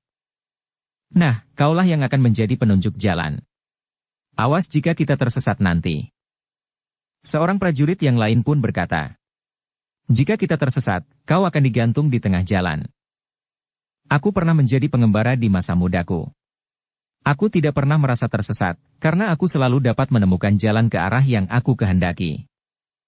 Baiklah. Akhirnya Ki Lurah Agung Sedayu mengambil keputusan. Kita akan melewati jalan yang lebih dekat itu. Akhirnya mereka pun berbelok di simpang 3 yang telah dikenali oleh prajurit itu. Mereka menempuh jalan yang memang lebih kecil, tetapi jalan itu tidak terlalu jelek. Ada juga bekas roda pedati, meskipun agaknya jarang-jarang saja. Setelah lewat tengah hari, ketika mereka berada di sebuah padang perdu tidak terlalu jauh dari pinggir hutan, mereka pun berhenti. Para prajurit yang bertugas menyediakan makan dan minumanlah yang harus bekerja keras untuk menyiapkan makan dan minum bagi kawan-kawannya. Tetapi di samping beberapa orang prajurit, Gelagah Putih, Sekar Mirah dan Rara Wulan pun telah ikut pula membantu mereka. Para prajurit itu telah menyiapkan makan bukan hanya untuk siang itu. Tetapi mereka pun menyiapkan makan kawan-kawannya sekaligus untuk makan malam, sehingga di saat mereka merasa letih, mereka tidak harus bekerja terlalu berat. Dengan demikian mereka akan lebih cepat dapat beristirahat dan tidur, seperti prajurit-prajurit yang lain. Namun para prajurit yang bertugas untuk menyiapkan makan dan minum itu tidak mendapat tugas untuk berjaga-jaga di malam hari. Karena di antara mereka dalam iring-iringan itu tidak terdapat para putri, maka waktu beristirahat pun menjadi lebih pendek dari saat mereka berangkat. Setelah makan, mereka tidak terlalu lama duduk-duduk di bawah bayangan pepohonan. Beberapa saat saja mereka sempat berbincang sambil bersandar pepohonan. Namun sejenak kemudian, telah terdengar aba-aba agar mereka bersiap-siap untuk melanjutkan perjalanan. Sejenak kemudian, iring-iringan itu telah bergerak kembali. Jika iring-iringan itu melewati padukuhan, maka orang-orang padukuhan pun berlari-lari keluar dari halaman rumahnya untuk menyaksikannya. Jarang mereka melihat iring-iringan prajurit melewati padukuhan mereka. Seorang bekal di sebuah padukuhan justru sempat bertanya kepada prajurit yang berjalan di paling depan. "Prajurit dari mana kalian, Kisanak?" Yang berjalan di paling depan adalah prajurit yang menjadi penunjuk jalan. Karena itu, maka orang itu pun langsung mempertemukan Ki Bekel dengan Ki Lurah Agung Sedayu. Sambil mengangguk hormat Ki Bekel itu pun berkata, "Aku minta maaf, Kisanak, bahwa aku telah mengganggu perjalanan Kisanak. Aku adalah Bekel Karangdawa. Iring-iringan ini telah mengejutkan aku dan bahkan rakyat padukuhan Karangdawa. Jarang sekali kami melihat sekelompok prajurit lewat jalan di padukuhan ini. Tiba-tiba saja sekarang sebuah iring-iringan yang besar telah memasuki padukuhan kami." "Ki Bekel," jawab Ki Lurah Agung Sedayu. "Aku adalah lurah prajurit yang memimpin sekelompok prajurit ini. Namaku Agung Sedayu. Kami baru pulang dari Demak." "Ki Lurah akan menuju kemana?" "Kami akan pulang ke Mataram." "Apakah Ki Lurah baru saja pulang setelah menyerang Demak, dan membawa jarahan di pedati-pedati itu?" "Tentu saja tidak, Ki Bekel. Kelompok ini hanyalah kelompok kecil. Sedangkan prajurit Demak jumlahnya ribuan orang. Jadi, kami mengantar Kanjeng Pangeran Puger dari Mataram ke Demak. Kanjeng Pangeran Puger telah ditetapkan menjadi adipati di Demak oleh Kanjeng Panembahan Hanyakrawati di Mataram." "Kanjeng Pangeran Puger?" "Ya." "Ki Bekel sudah pernah mendengar nama Kanjeng Pangeran Puger?" "Ya. Kami pernah mendengar namanya." "Nah, Kanjeng Pangeran Puger itu sekarang berada di Demak. Apakah ketika Ki Lurah berangkat ke Demak dari Mataram, Ki Lurah tidak melewati jalan ini?" "Tidak, Ki Bekel, kami lewat jalan lain. Jalan yang lebih baik dari jalan ini, karena di dalam iring-iringan itu terdapat beberapa orang putri." "Putri? Beberapa orang putri menempuh perjalanan sejauh itu? Apakah mereka naik tandu?" "Tidak. Kebetulan Kanjeng Pangeran Puger tidak mempergunakan tandu untuk membawa putri. Jaraknya terlalu jauh, sehingga orang yang memanggul tandu itu akan menjadi sangat kelelahan." "Mereka berjalan kaki?" "Tidak. Jadi, mereka naik pedati." Kanjeng Pangeran Puger. "Naik pedati? Apakah tubuh mereka tidak menjadi sangat penat?" "Tentu Ki Bekel. Tetapi itu adalah kendaraan yang terbaik yang dapat kami pergunakan waktu itu." Ki Bekel itu mengangguk-angguk. Ia pun kemudian berkata, "Ki Lurah, jika saja Ki Lurah bersedia singgah di sini. Sebentar lagi, senja akan turun. Jika Ki Lurah melanjutkan perjalanan, jarak yang Ki Lurah capai sampai senja juga hanya beberapa ratus patok saja." "Terima kasih, Ki Bekel. Tetapi kami ingin segera sampai ke Mataram. Karena itu, maka kami akan meneruskan perjalanan. Kami tidak hanya berhenti pada saat-saat senja turun. Kami masih akan dapat melanjutkan perjalanan sampai wayah sepi bocah misalnya. Tetapi, Kisanak, perjalanan kalian masih panjang. Kalian tentu akan menjadi sangat letih jika kalian berjalan sampai lewat senja. Kami adalah prajurit, Ki Bekel. Kami sudah terbiasa menjalankan tugas-tugas berat kami." Ki Bekel itu mengangguk-angguk. Namun kemudian ia pun berkata, "Ki Lurah, ada sesuatu yang harus Ki Lurah ketahui, agar Ki Lurah tidak terkejut karenanya." "Tentang apa, Ki Bekel?" "Jika Ki Lurah meneruskan perjalanan, maka Ki Lurah akan melewati daerah yang gawat. Di sebelah bukit di seberang hutan itu terdapat sebuah perguruan. Agaknya para pemimpin perguruan itu sudah terlalu lama merasa berkuasa di daerah ini, termasuk daerah Karangdawa ini. Padukuhan-padukuhan yang jarang sekali dijamah oleh prajurit dari manapun." Ki Lurah Agung Sedayu mengangguk-angguk. Jika orang-orang perguruan itu mengetahui bahwa Ki Lurah dengan sekelompok prajurit ini lewat, maka mereka tentu akan tersinggung. Ki Lurah telah menyentuh daerah kekuasaan mereka tanpa seizin mereka. "Kami hanya lewat, Ki Bekel. Kami tidak berbuat apa-apa di sini." Mereka tidak akan mengerti. Mereka tentu akan menuntut. Tuntutan yang paling ringan adalah agar Ki Lurah memberikan pajak, yang besarnya akan mereka tentukan kemudian. "Ah, itu tidak wajar. Kami dapat lewat manapun juga tanpa diganggu. Apalagi kami adalah prajurit yang sedang mengemban tugas." Tetapi mereka tidak akan mau tahu. "Tetapi kami adalah sekelompok prajurit, Ki Bekel. Jumlah murid di padukuhan itu banyak sekali, Ki Lurah. Jika terjadi benturan kekerasan, maka kalian akan mendapatkan lawan terlalu banyak. Jumlah para cantrik di perguruan itu dari segala tingkatan, jumlahnya lebih dari 100 orang, Ki Lurah." Ki Lurah Agung Sedayu termangu-mangu sejenak. Namun ia pun menjawab, "Kami sudah sampai di sini, Ki Bekel." Dengan nada berat Ki Bekel itu pun berkata, "Ki Lurah, jika Ki Lurah berniat berjalan terus, aku dapat menunjukkan jalan yang lain, yang tidak melewati perguruan yang ganas itu. Tetapi jalannya memang agak sulit. Apalagi dengan pedati-pedati itu. Meskipun demikian, bukan berarti bahwa jalan itu tidak dapat dilewati pedati, meskipun barangkali lembu penariknya perlu dibantu dengan mendorongnya. Terima kasih atas peringatan yang Ki Bekel berikan. Tetapi biarlah kami meneruskan perjalanan kami mengikuti jalan yang kami pilih. Ruas-ruas jalan yang melewati perguruan yang panas itu ada yang sulit pula. Ada 1-2 tanjakan agak terjal, sehingga pedati-pedati itu pun perlu didorong. Tetapi bukankah jalannya masih lebih baik dari jalan sidatan itu, Ki Bekel?" "Iya, Ki Lurah. Tetapi barangkali Ki Lurah ingin menghindari hambatan di perjalanan." Ki Lurah Agung Sedayu tersenyum. Katanya, "Sekali lagi kami mengucapkan terima kasih, Ki Bekel." "Baiklah, Ki Lurah, jika Ki Lurah ingin berjalan terus.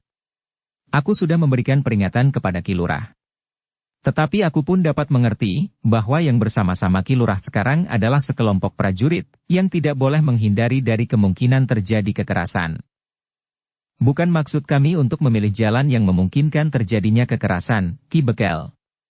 Tetapi jika kekerasan itu menghalangi jalan kami, maka kami akan menembusnya." Ki Bekel itu pun mengangguk-angguk.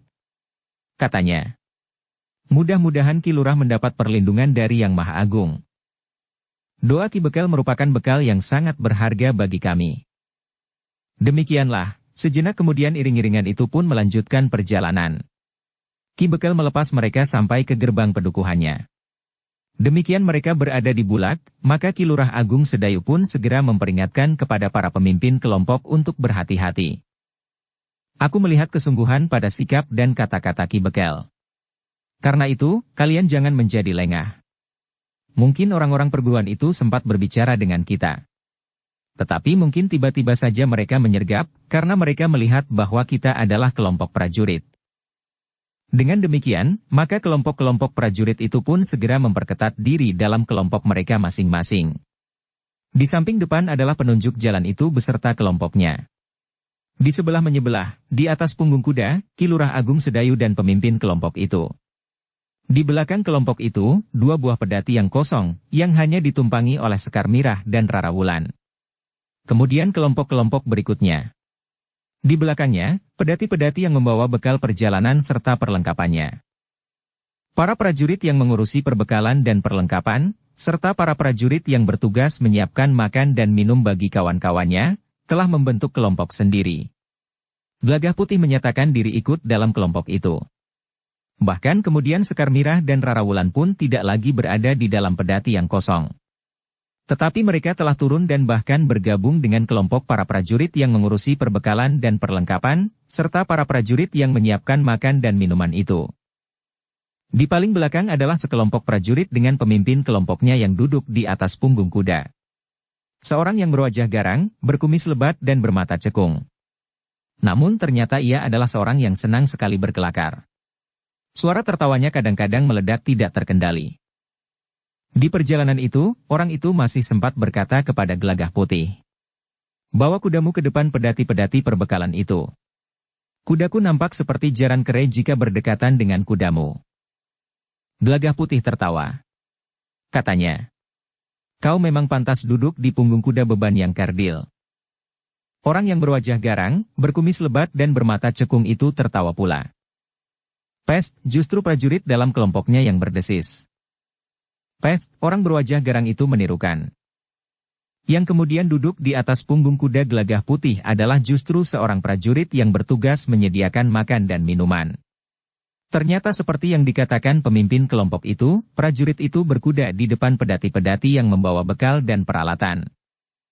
Ketika senja mulai membayang, iring-iringan itu memasuki jalan yang berada di bawah bayang kegelapan sebuah hutan yang lebat. Jalan yang melalui pinggiran hutan hanya diantarai oleh padang perdu yang sempit.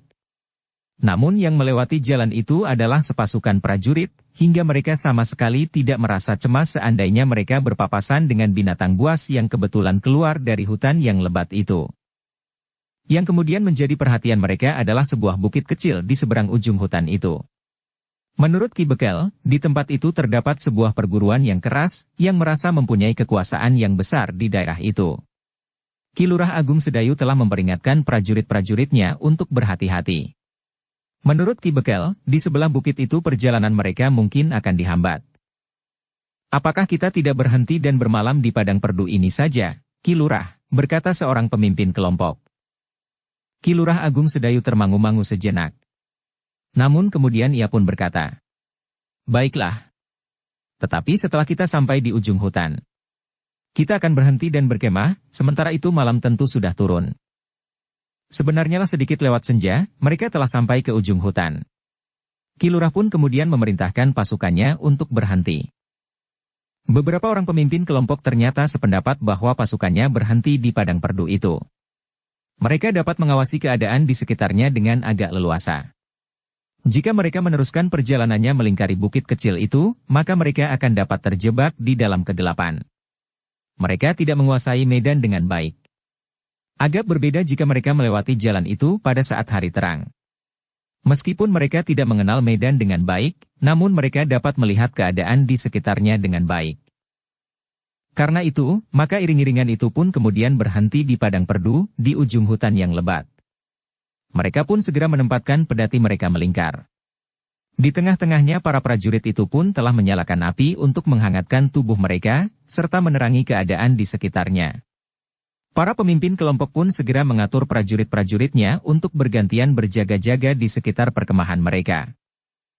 "Tidurlah di dalam pedati yang kosong itu," berkata Ki Lurah Agung Sedayu kepada Sekar Mirah dan Rara Wulan. "Baik, Kakang," jawab Sekar Mirah. Dua orang prajurit yang melihat keadaan di sekitar tempat itu menemukan sebuah sungai kecil yang mengalir di sela-sela batu padas. Dengan oncor mereka melihat bahwa air yang mengalir di parit itu adalah air yang jernih. Beberapa kelompok ikan wader pari berenang menentang arus. Ternyata air itu penting bagi prajurit yang berjalan sehari-harian. Ada di antara mereka yang merasa perlu untuk mandi.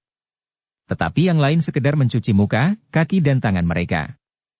Namun sejuknya air itu telah membuat tubuh mereka menjadi segar.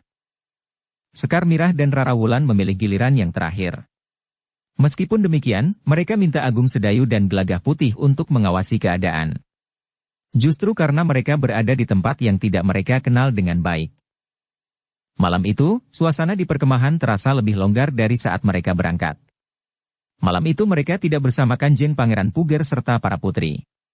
Rasa-rasanya beban para prajurit itu sudah menjadi ringan, karena setiap orang di perkemahan itu seharusnya dapat melindungi diri mereka sendiri. Tetapi bukan berarti bahwa mereka yang satu dengan yang lain tidak akan bekerja sama. Para prajurit itu sudah terlatih untuk menghadapi semua persoalan secara pribadi maupun bersama-sama. Ketika malam menjadi semakin dalam, maka beberapa orang prajurit pun sudah mulai mendengkur. Mereka mempercayakan keselamatan mereka kepada kawan-kawan mereka yang bertugas. Jika kawan-kawan mereka yang bertugas lengah, maka mereka akan dapat menjadi banten. Tetapi para prajurit dari pasukan khusus itu tahu benar akan kewajiban mereka. Karena itu, yang sedang bertugas akan menjalankan tugas mereka dengan sebaik-baiknya. Sekar Mirah dan Rara Wulan malam itu berada di sebuah pedati yang kosong, tetapi mereka tidak segera dapat tidur. Rasa-rasanya tubuh mereka dikerumuni oleh nyamuk yang tidak terhitung jumlahnya. Baru menjelang tengah malam mereka dapat memejamkan mata mereka. Ki Lurah Agung Sedayu berada di pedati kosong yang lain, untuk memudahkan prajurit-prajuritnya yang ingin menemuinya. Namun di pedati itu Ki Lurah sempat juga tidur, tetapi dengan bersandar tiang. Sedikit lewat tengah malam, seorang prajurit yang bertugas datang menemuinya. Perlahan-lahan prajurit itu pun berdesis. Kami melihat dua orang yang bergerak tidak terlalu jauh dari perkemahan ini, Ki Lurah. Apakah mereka masih terus diawasi? Ya. Kawan-kawan yang bertugas masih terus mengawasi mereka. Nampaknya kedua orang itu pun berusaha untuk mengawasi kita. Berhati-hatilah. Agaknya apa yang dikatakan oleh Ki Bekel itu benar. Aku memang yakin bahwa Ki Bekel itu bersungguh-sungguh. Setidak-tidaknya sejauh pengenalannya atas padepokan itu. Iya, Ki Lurah. Laporkan setiap gerakan yang kalian lihat. Baik, Ki Lurah. Sejenak kemudian prajurit itu pun meninggalkan Ki Lurah Agung Sedayu. Namun sejenak kemudian, Gelagah Putihlah yang datang kepadanya.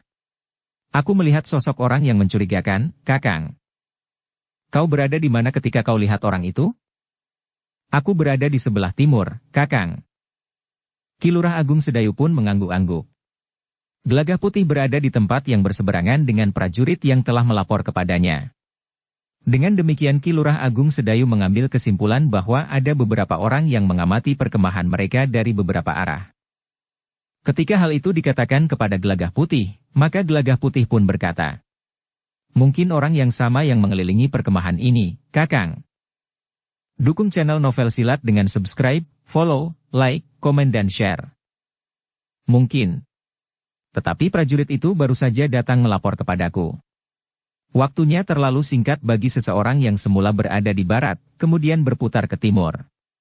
Kecuali jika prajurit itu terlambat melapor kepadaku. Namun ternyata bahwa laporan serupa telah datang pula dari sisi yang lain, sehingga Ki Lurah mengambil kesimpulan bahwa ada banyak orang yang mengamati perkemahan mereka dari segala arah.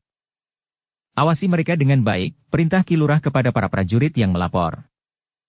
Gelagah Putih yang bergabung dengan para prajurit yang bertugas di sebelah timur, telah berada di tempatnya kembali. Para prajurit yang bertugas itu pun kemudian memberitahukan bahwa yang kemudian mereka lihat tidak hanya dua orang. Tetapi lebih. Agaknya tempat ini sudah dikepung, berkata prajurit itu. Gelagah Putih kemudian kembali menemui Ki Lurah Agung Sedayu, untuk menyampaikan kesimpulan para prajurit yang bertugas, bahwa tempat itu sudah dikepung. Ya. Ki Lurah Agung Sedayu mengangguk-angguk. Menilik laporan yang menyusul, tempat ini memang sudah dikepung. Mereka berada pada jarak yang tidak terlalu jauh. Bahkan nampaknya mereka membiarkan kita yang bertugas melihat mereka. Ya, Kakang, jawab Gelagah Putih. Kita akan membangunkan para prajurit yang masih tertidur nyenyak, karena mereka baru akan bertugas sebentar lagi. Demikianlah, maka para prajurit yang masih tidur pun segera dibangunkan. Seorang yang bertubuh tinggi kekurus-kurusan menguap sambil menggeliat. Katanya, rasa-rasanya mataku baru saja terpejam. Apakah sudah sampai giliranku sekarang? Kita dikepung, jawab kawannya yang membangunkannya. Dikepung apa? Prajurit yang tinggi kekurus-kurusan itu bertanya. Dikepung harimau. Puluhan harimau. Orang itu pun terduduk. Prajurit yang membangunkannya itu pun tertawa. Tetapi prajurit itu sudah bergeser untuk membangunkan kawannya yang lain. Dalam waktu singkat, para prajurit itu pun sudah siap. Tetapi mereka sama sekali tidak nampak ribut. Semuanya berlangsung dengan tanpa menimbulkan gejolak. Sekar Mirah dan Rara Wulan pun telah bersiap pula. Tongkat baja putih Sekar Mirah tidak lagi dititipkannya. Tongkat itu sudah berada di tangannya. Di tengah-tengah perkemahan itu api masih menyala. Dua orang prajurit yang menungguinya, masih saja meletakkan kayu-kayu kering yang banyak terdapat di padang perdu dan di pinggir hutan itu ke dalam api, setiap kali api itu menjadi surut. Namun mereka pun sudah diberitahu untuk mempersiapkan diri sebaik-baiknya, karena perkemahan mereka sudah dikepung. Namun Ki Lurah Agung Sedayu telah memberikan perintah, bahwa mereka tidak akan mulai. Jika orang-orang itu tidak menyerang, para prajurit itu harus membiarkan saja. Namun di dini hari, para prajurit yang bertugas terkejut ketika mereka melihat beberapa obor bergerak mendekati perkemahan, nampaknya ada beberapa orang yang datang untuk menemui para prajurit itu. Ki Lurah yang mendapat laporan segera pergi ke arah beberapa buah obor yang bergerak itu. Sementara beberapa orang prajurit pun telah bersiap pula mendampinginya. Ternyata sekelompok orang yang mendekati perkemahan itu terdiri dari 6 orang, seorang yang berdiri di paling depan, bertubuh tidak terlalu tinggi. Tetapi badannya yang agak gemuk, kumis yang melintang di wajahnya, membuatnya nampak garang. Beberapa langkah dari para prajurit yang menyongsong mereka, termasuk Ki Lurah Agung Sedayu, orang itu berhenti. Orang yang bertubuh agak pendek dan gemuk itu bertanya dengan suara yang lantang. "Siapakah pemimpin kalian?" Ki Lurah Agung Sedayu melangkah maju sambil menjawab. "Aku, Kisanak." "Kau?" "Ya." "Siapa namamu, heh?" "Namaku Agung Sedayu." "Agung Sedayu," orang itu mengulang. "Kau siapa, Kisanak?" bertanya Ki Lurah Agung Sedayu. "Aku penguasa daerah ini. Namaku Senggasura." "Apakah ada sesuatu yang penting sehingga kau datang ke perkemahan kami di dini hari seperti ini?" "Menilik pakaian dan kelengkapan yang kalian bawa, kalian adalah sekelompok prajurit." "Ya. Kami memang sekelompok prajurit." "Untuk apa kalian datang kemari? Apakah kalian akan mendesak kuasaku di sini?" "Kami hanya sekedar lewat, Ki Senggasura." "Kalian prajurit dari mana, dan akan pergi kemana?" Ki Lurah Agung Sedayu termangu-mangu sejenak namun kemudian ia pun menjawab. "Kami adalah prajurit Mataram. Kami baru saja dari Demak mengantarkan Kanjeng Pangeran Puger yang diangkat menjadi adipati di Demak." "Kanjeng Pangeran Puger dari Mataram?" "Ya. Persetan dengan orang-orang Mataram. Kami tidak berkepentingan dengan Mataram atau Demak." "Lalu, sekarang apa maksudmu datang ke perkemahan kami?" "Kalian sudah berada di daerah kami. Kalian harus membayar upeti kepada kami, penguasa daerah ini." "Siapakah yang memberi wewenang kepadamu untuk menjadi penguasa di sini?" Pertanyaan Ki Lurah Agung Sedayu itu memang agak mengejutkan Ki Senggasura. Namun kemudian ia pun menjawab. "Aku tidak memerlukan wewenang dari siapapun. Aku mempunyai kekuatan. Kekuatan itu adalah lambang dari kekuasaan. Karena itu, maka dengan kekuatan aku berkuasa di sini. Tidak ada kuasa yang lain kecuali kuasa Kanjeng Adipati Demak atas nama Mataram, di daerah ini. Daerah ini termasuk wilayah Demak. Karena itu, setiap kekuasaan di daerah ini hanya diakui berdasarkan atas wewenang dari Demak. Aku tidak peduli kekuasaan di Demak. Apalagi di Mataram. Kami tidak akan memberikan upeti kepada orang-orang yang telah melanggar wewenang Kanjeng Panembahan Hanyakrawati di Mataram, atau orang yang mendapat kuasa daripadanya, Kanjeng Adipati Demak. Jangan bicara tentang kuasa Demak. Sekarang aku minta kalian serahkan semua barang-barang yang kau bawa. Semua senjata dan perhiasan yang kalian bawa. Timang, pendok pada rangka keris, atau apapun juga yang ada pada kalian. Termasuk uang yang kalian bawa." Ki Senggasura. "Sudah aku katakan, kami berada di daerah kuasa Mataram. Tidak ada orang yang berhak memungut upeti atau pungutan apapun kepada kami. Kalian sudah terkepung. Meskipun kalian prajurit yang barangkali mempunyai pengalaman perang, tetapi jumlah kami jauh lebih banyak dari jumlah kalian. Jika kalian tidak mau tunduk kepada kami, maka kalian akan kami tumpas habis sampai orang yang terakhir. Kami adalah prajurit, Ki Senggasura. Kami siap menghadapi kemungkinan terburuk sekalipun. Bahkan satu kebetulan bahwa kalian datang kepada kami, karena kami akan menangkap kalian dan membawa kalian ke Mataram. Mimpimu mimpi buruk, Kisanak. Ingat, jika kalian tidak tunduk kepada perintah kami, kalian akan kami hancurkan. Kami memberikan waktu sampai fajar. Jika kalian tetap menolak, maka begitu matahari terbit, kami akan menghancurkan kalian. Kami akan menunggu, Ki Senggasura." Kami akan menunggu sampai matahari terbit. Kami akan melihat seberapa besar kekuatan kalian, sehingga kalian merasa mempunyai kuasa di sini tanpa mendapat wewenang dari siapapun juga. Bagus. Kau akan menyesal, karena semua prajurit akan kami tumpas habis. Ki Lurah Agung Sedayu tidak menjawab. Sementara itu, Srenggasura itu pun berkata, "Selamat malam. Masih ada waktu tersisa untuk tidur sekejap, jika masih ada di antara kalian yang dapat tidur. Karena besok pagi kalian semua akan dibantai di sini." Ki Lurah Agung Sedayu masih tetap terdiam. Sementara Srenggasura yang sudah bersiap untuk pergi itu masih berkata, "Kami akan mengulangi apa yang pernah kami lakukan hampir 10 bulan yang lalu. Sepasukan prajurit yang lewat daerah kuasaku tanpa mau tunduk kepada perintahku, telah aku hancurkan sampai orang yang terakhir. Ada di antara mereka yang merengek mohon ampun.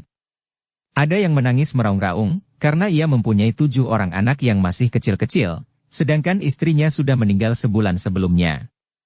Tetapi kami adalah orang-orang yang tidak pernah mempertimbangkan segi-segi yang oleh orang lain disebut peri kemanusiaan. Itu hanya omong kosong. Seorang yang hatinya lemah akan berbicara tentang peri kemanusiaan. Atau mereka yang memang berniat berbuat licik. Tetapi kami tidak pernah mempertimbangkannya." Ki Lurah Agung Sedayu tetap berdiam diri. Sejenak kemudian Srenggasura itu pun meninggalkan Ki Lurah Agung Sedayu, yang berdiri tegak sambil mengatupkan giginya rapat-rapat. Demikian Srenggasura dan para pengawalnya menjauh, maka Ki Lurah Agung Sedayu pun segera memberikan perintah dan petunjuk kepada setiap pemimpin kelompok, agar mereka mengatur prajuritnya masing-masing menghadapi kepungan itu. "Berapa orang kira-kira musuh kita?" 100 orang? "Lebih, Ki Lurah," jawab salah seorang pemimpin kelompok. 150? Ya, sekitar itu. Mereka berada di segala arah. Tetapi sebenarnya lah bahwa kepungan mereka tidak rapat temu gelang. Ada lubang-lubang yang mungkin disusupi. Apakah kau bermaksud mengatakan bahwa ada sebagian di antara kita yang sebaiknya berada di luar kepungan? Iya, Ki Lurah. Aku sependapat. Pemimpin kelompok itu pun kemudian berkata, "Ki Lurah, aku mohon Ki Lurah segera memerintahkan sebagian di antara kita untuk menyusup dengan diam-diam keluar lingkaran kepungan itu." "Baiklah," sahut Ki Lurah Agung Sedayu, yang kemudian memerintahkan separuh dari prajuritnya untuk menyusup ke segala arah. "Separuh di antara kita akan tetap berada di dalam. Kami akan menarik perhatian mereka, sehingga mereka tidak sempat memperhatikan sebagian dari kita yang akan menyusup keluar kepungan. Ingat, jangan bergerak sebelum kami memberikan isyarat. Kami akan melontarkan panah sendaren." "Baik, Ki Lurah. Siapkan tali sebanyak-banyaknya. Ikat mereka yang berhasil ditangkap. Kita akan membawa mereka ke Mataram. Mereka tentu orang-orang yang berbahaya." "Baik, Ki Lurah." Setelah memberikan beberapa perintah dan petunjuk kepada para pemimpin kelompok, maka Ki Lurah Agung Sedayu pun segera memerintahkan mereka untuk melaksanakannya. Hati-hati. Agaknya mereka orang-orang yang garang dan tidak ragu-ragu untuk melakukan kekerasan. "Iya, Ki Lurah." Para pemimpin kelompok itu pun segera kembali ke kelompok mereka masing-masing. Para pemimpin kelompok itu pun memberikan beberapa petunjuk sebagaimana dikatakan oleh Ki Lurah Agung Sedayu. Baik yang harus menyusup keluar kepungan, maupun yang akan tetap berada di dalam kepungan. Seperti yang dikatakan oleh Ki Lurah, maka para prajurit yang akan tetap berada di dalam kepungan pun segera mempersiapkan diri. Mereka menjadi sibuk. 1-2 pedati telah digeser meskipun hanya beberapa langkah. Api di tengah-tengah perkemahan itu pun dipadamkan. Tetapi di beberapa tempat telah dinyalakan obor, untuk menerangi lingkungan di sekitar pedati-pedati itu. Ternyata kesibukan itu dapat diketahui oleh Srenggasura dan para pengikutnya. Sambil tersenyum Srenggasura itu pun berkata, "Nah, kita lihat betapa gelisahnya mereka. Ternyata prajurit-prajurit ini tidak lebih cerdik dari sekelompok prajurit yang pernah kita hancurkan di sebelah bukit. Mereka memadamkan perapian mereka, tetapi mereka menyalakan beberapa obor. Apakah bedanya? Kita masih juga dapat melihat bayangan mereka yang menjadi sibuk. Tetapi kesibukan mereka adalah cermin dari kegelisahan dan kecemasan mereka oleh kepungan kita." Seorang yang bertubuh tinggi, berwajah bersih dan bermata tajam berdesis. Nampaknya jumlah mereka pun tidak lebih banyak dari jumlah prajurit yang pernah kita musnahkan itu. Namun agaknya barang-barang bawaan mereka lebih banyak. Mungkin mereka mengawal upeti yang dipungutnya dari Kadipaten Demak.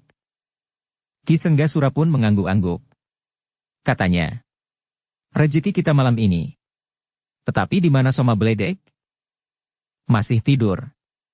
"Edan, kenapa Soma Beledek itu tidak dibangunkan? Kita akan memungut rezeki kita malam ini." "Bukankah tadi Soma Beledek sudah bangun? Bahkan sudah berbicara dengan Ki Senggasura?" "Ya, aku tadi sudah berbicara dengan Soma Beledek. Tetapi kenapa ia tidur lagi? Bukankah kau memberikan waktu sampai fajar? Dengan demikian, baru setelah matahari terbit kita akan menyerang mereka." "Apakah pemalas itu sedang mabuk?" "Nampaknya ia tidak sedang mabuk." Senggasura tidak bertanya lagi. Bahkan kemudian ia pun berkata, "Baiklah. Kita memang perlu beristirahat.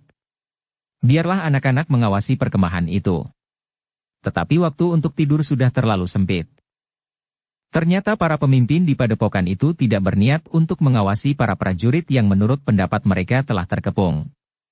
Mereka tidak mengetahui bahwa pada saat itu, separuh dari prajurit yang mereka kepung itu sedang merayap di sela-sela gerumbul perdu, serta menyusup di lubang-lubang kepungan, di bayangan pepohonan dan di sela-sela batang ilalang.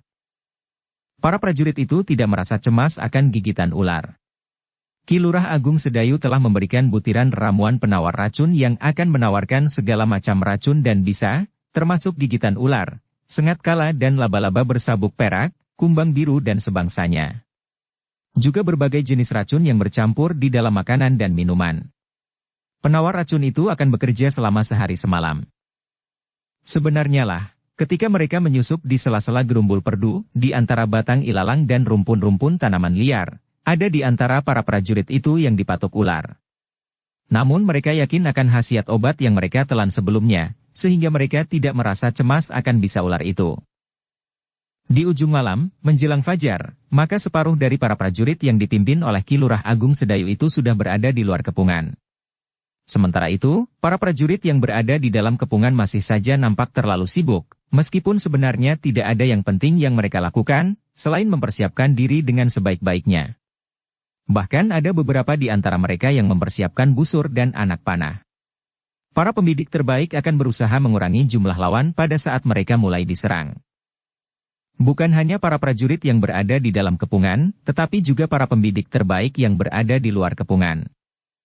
Dalam pada itu, Senggasura masih menunggu jawaban dari para prajurit yang telah mereka kepung. Senggasura yang memberikan waktu sampai fajar itu masih berpengharapan bahwa para prajurit itu akan menyerah karena mereka tentu menyadari bahwa mereka tidak akan dapat menembus kepungannya. "Kita akan merampas isi semua pedati," berkata Senggasura. "Kemudian kita bawa mereka dengan terpisah-pisah ke kuburan mereka di sebelah bukit itu. Jika mereka sudah menyerahkan semua isi pedati itu, apakah kita masih akan membunuh mereka? Tentu, agar tidak seorang pun di antara mereka yang sempat menceritakan tentang keberadaan kita serta kuasa yang kita bangun di sini. Apalagi mereka adalah prajurit. Kita akan membunuh sekian banyak orang? Bukankah kita pernah melakukannya? Kita membunuh lebih dari 50 orang prajurit pada waktu itu? Ternyata tidak seorang pun di antara mereka yang sempat menjadi sesosok hantu yang menakut-nakuti kita." Orang yang bertubuh tinggi itu terdiam. Sementara itu, Senggasura duduk bersandar sebuah pohon sambil menjelujurkan kakinya. Sekali Senggasura itu menguap. Tetapi ia tidak ingin tidur. Dini hari pun bergulir mendekati fajar. Langit sudah menjadi merah.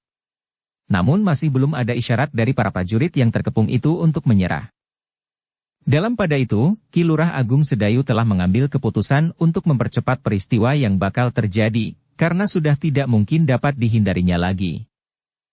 Karena itu, maka Ki Lurah telah memerintahkan prajurit-prajuritnya untuk bersiap di saat fajar menyingsing. Sesaat sebelum fajar, Ki Lurah Agung Sedayu bersama 4 orang prajurit serta Gelagah Putih telah berusaha menemui orang yang bernama Senggasura.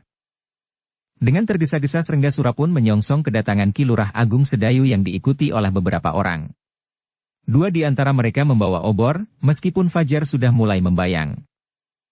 "Aku sudah mengira bahwa akal kalian masih berjalan dengan wajar," berkata Senggasura sebelum Ki Lurah Agung Sedayu mengatakan sesuatu kepadanya. Kisanak, berkata Ki Lurah Agung Sedayu kemudian. Aku minta maaf, bahwa kami berpendirian lain dari yang kau maksudkan. Maksudmu? Kami tidak dapat memenuhi keinginanmu untuk menyerahkan benda-benda berharga milik kami, serta bahan dan perlengkapan keprajuritan yang kami bawa. Gila! Srenggasura pun berteriak. Jadi kalian menantang kami? Tidak. Kami tidak menantang. Kami hanya menghendaki agar hak kami tidak kalian rampas. Itu akan berarti mati bagi kalian. Kami akan mempertahankan semua milik kami, termasuk nyawa kami. Persetan dengan kalian, geram Srenggasura. Tiba-tiba saja ia pun berteriak. Bunuh tikus-tikus tanah ini. Tunggu, potong Ki Lurah Agung Sedayu. Aku datang kepadamu untuk memberikan jawaban atas keinginanmu yang kau ucapkan semalam. Kalian tidak dapat membunuh kami. Kalian harus membiarkan kami kembali ke induk pasukan kami. Barulah kita akan bertempur. Aku tidak peduli. Bunuh orang-orang ini. Lalu hancurkan pasukannya. Aku tidak mau melihat mukanya lagi. Kau harus menepati unggah-ungguh peperangan, berkata Ki Lurah. Aku tidak terikat oleh unggah-ungguh atau paugeran apapun juga. Beberapa orang serentak bergerak. Sementara itu Ki Lurah Agung Sedayu serta para prajuritnya bergeser mundur. Namun para pengikut Srenggasura benar-benar tidak mengerti tatanan. Mereka pun segera menyerang Ki Lurah Agung Sedayu dan para prajuritnya yang datang menemui Srenggasura. Namun yang tidak mereka duga, tiba-tiba saja beberapa batang anak panah telah meluncur. Beberapa orang mengaduh dan rebah di tanah.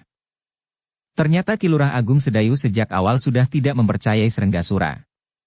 Karena itu, beberapa orang pemanah terbaik diam-diam mengikutinya dan bersembunyi di balik gerumbul-gerumbul perdu. Ketika ternyata bahwa Srenggasura itu bermain curang, maka mereka pun segera membidik dan melepaskan anak panah kepada orang-orang yang menyerang Ki Lurah Agung Sedayu. Pada saat yang bersamaan, maka terdengar aba-aba dari para pemimpin kelompok prajurit dari pasukan khusus itu. Sambung bersambung. Para prajurit yang sudah bersiap itu pun dengan cepat berloncatan menyerang mereka yang telah mengepung perkemahan itu. Tetapi yang bergerak baru para prajurit yang berada di dalam kepungan.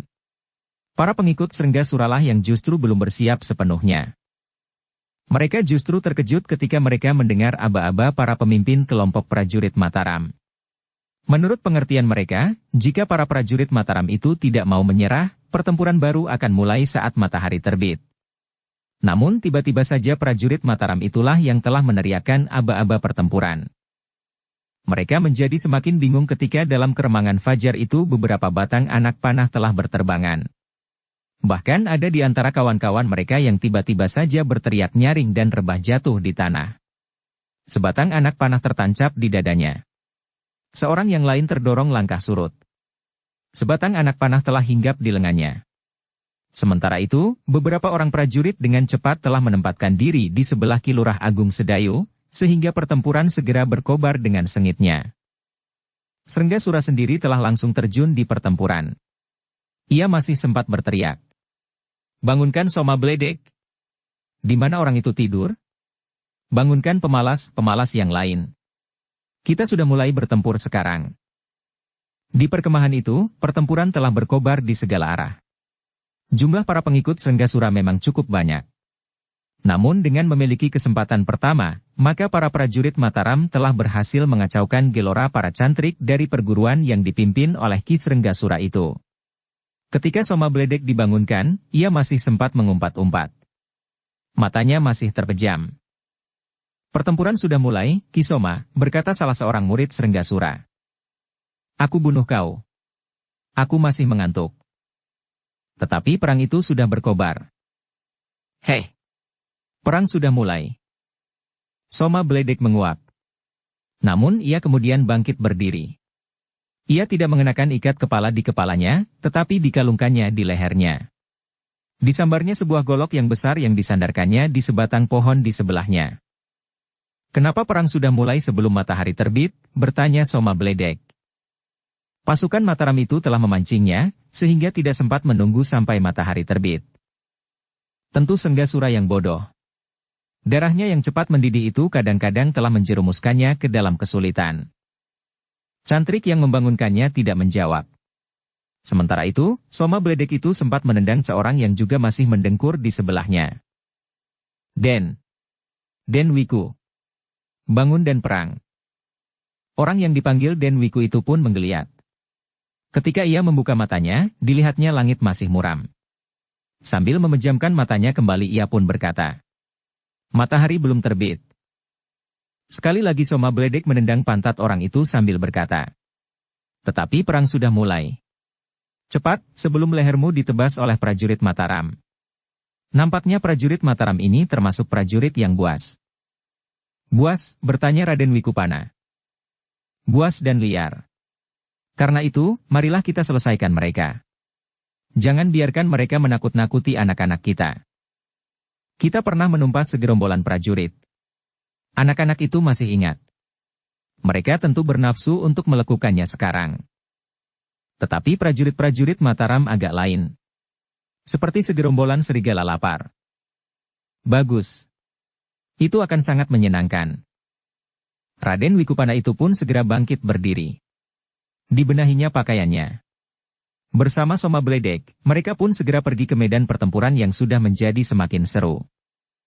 Ternyata jumlah mereka hanya sedikit. "Kenapa harus membangunkan aku?" bertanya Raden Wikupana. "Persetan kau, Den Wiku," geram Soma Bledek. "Di mana Ki Srenggasura?" bertanya Raden Wikupana pula. Soma Bledek tidak menyahut. Tetapi matanya tersangkut pada pertempuran yang sengit beberapa langkah di hadapannya. Srenggasura sedang bertempur melawan Ki Lurah Agung Sedayu. Gila prajurit itu. Ternyata ia mampu mengimbangi ilmu Kakang Srenggasura, geram Raden Wikupana. "Apa kataku?" desis Soma Bledek. "Orang-orang Mataram itu memang orang-orang yang buas dan liar. Menurut pendapatku mereka bukan buas dan liar, tetapi mereka justru berilmu tinggi. Aku tidak peduli. Marilah kita hancurkan mereka, sebelum mereka mengguncangkan keberanian anak-anak kita." Soma Bledek dan Raden Wikupuna segera turun ke medan pertempuran. Ternyata mereka adalah orang-orang yang berilmu tinggi. Dengan garangnya mereka berloncatan di arena pertempuran. Sementara itu pertempuran telah berkobar di mana-mana. Kepungan itu telah bergerak merapat, sehingga lingkaran yang terdiri dari para cantrik di perguruan Srenggasura itu menjadi semakin sempit. Pada saat itu Ki Lurah Agung Sedayu memberikan isyarat untuk melepaskan panah Sendaren. Panah Sendaren itu telah mengejutkan Srenggasura serta para pengikutnya. Mereka tahu bahwa panah Sendaren itu tentu satu isyarat. Tetapi isyarat apa, dan ditujukan kepada siapa?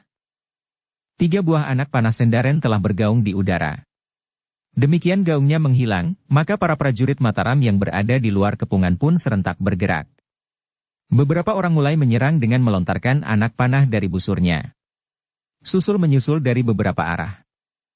Serangan itu sangat mengejutkan. Beberapa orang tidak sempat berbuat apa-apa ketika punggung mereka ditembus oleh anak panah yang meluncur dengan derasnya. Dalam waktu yang singkat, beberapa orang telah jatuh tertelungkup. Ada di antara mereka yang sempat menggeliat. Tetapi ada yang langsung terpatuk jantungnya. Kemarahan Srenggasura bagaikan membakar kepalanya.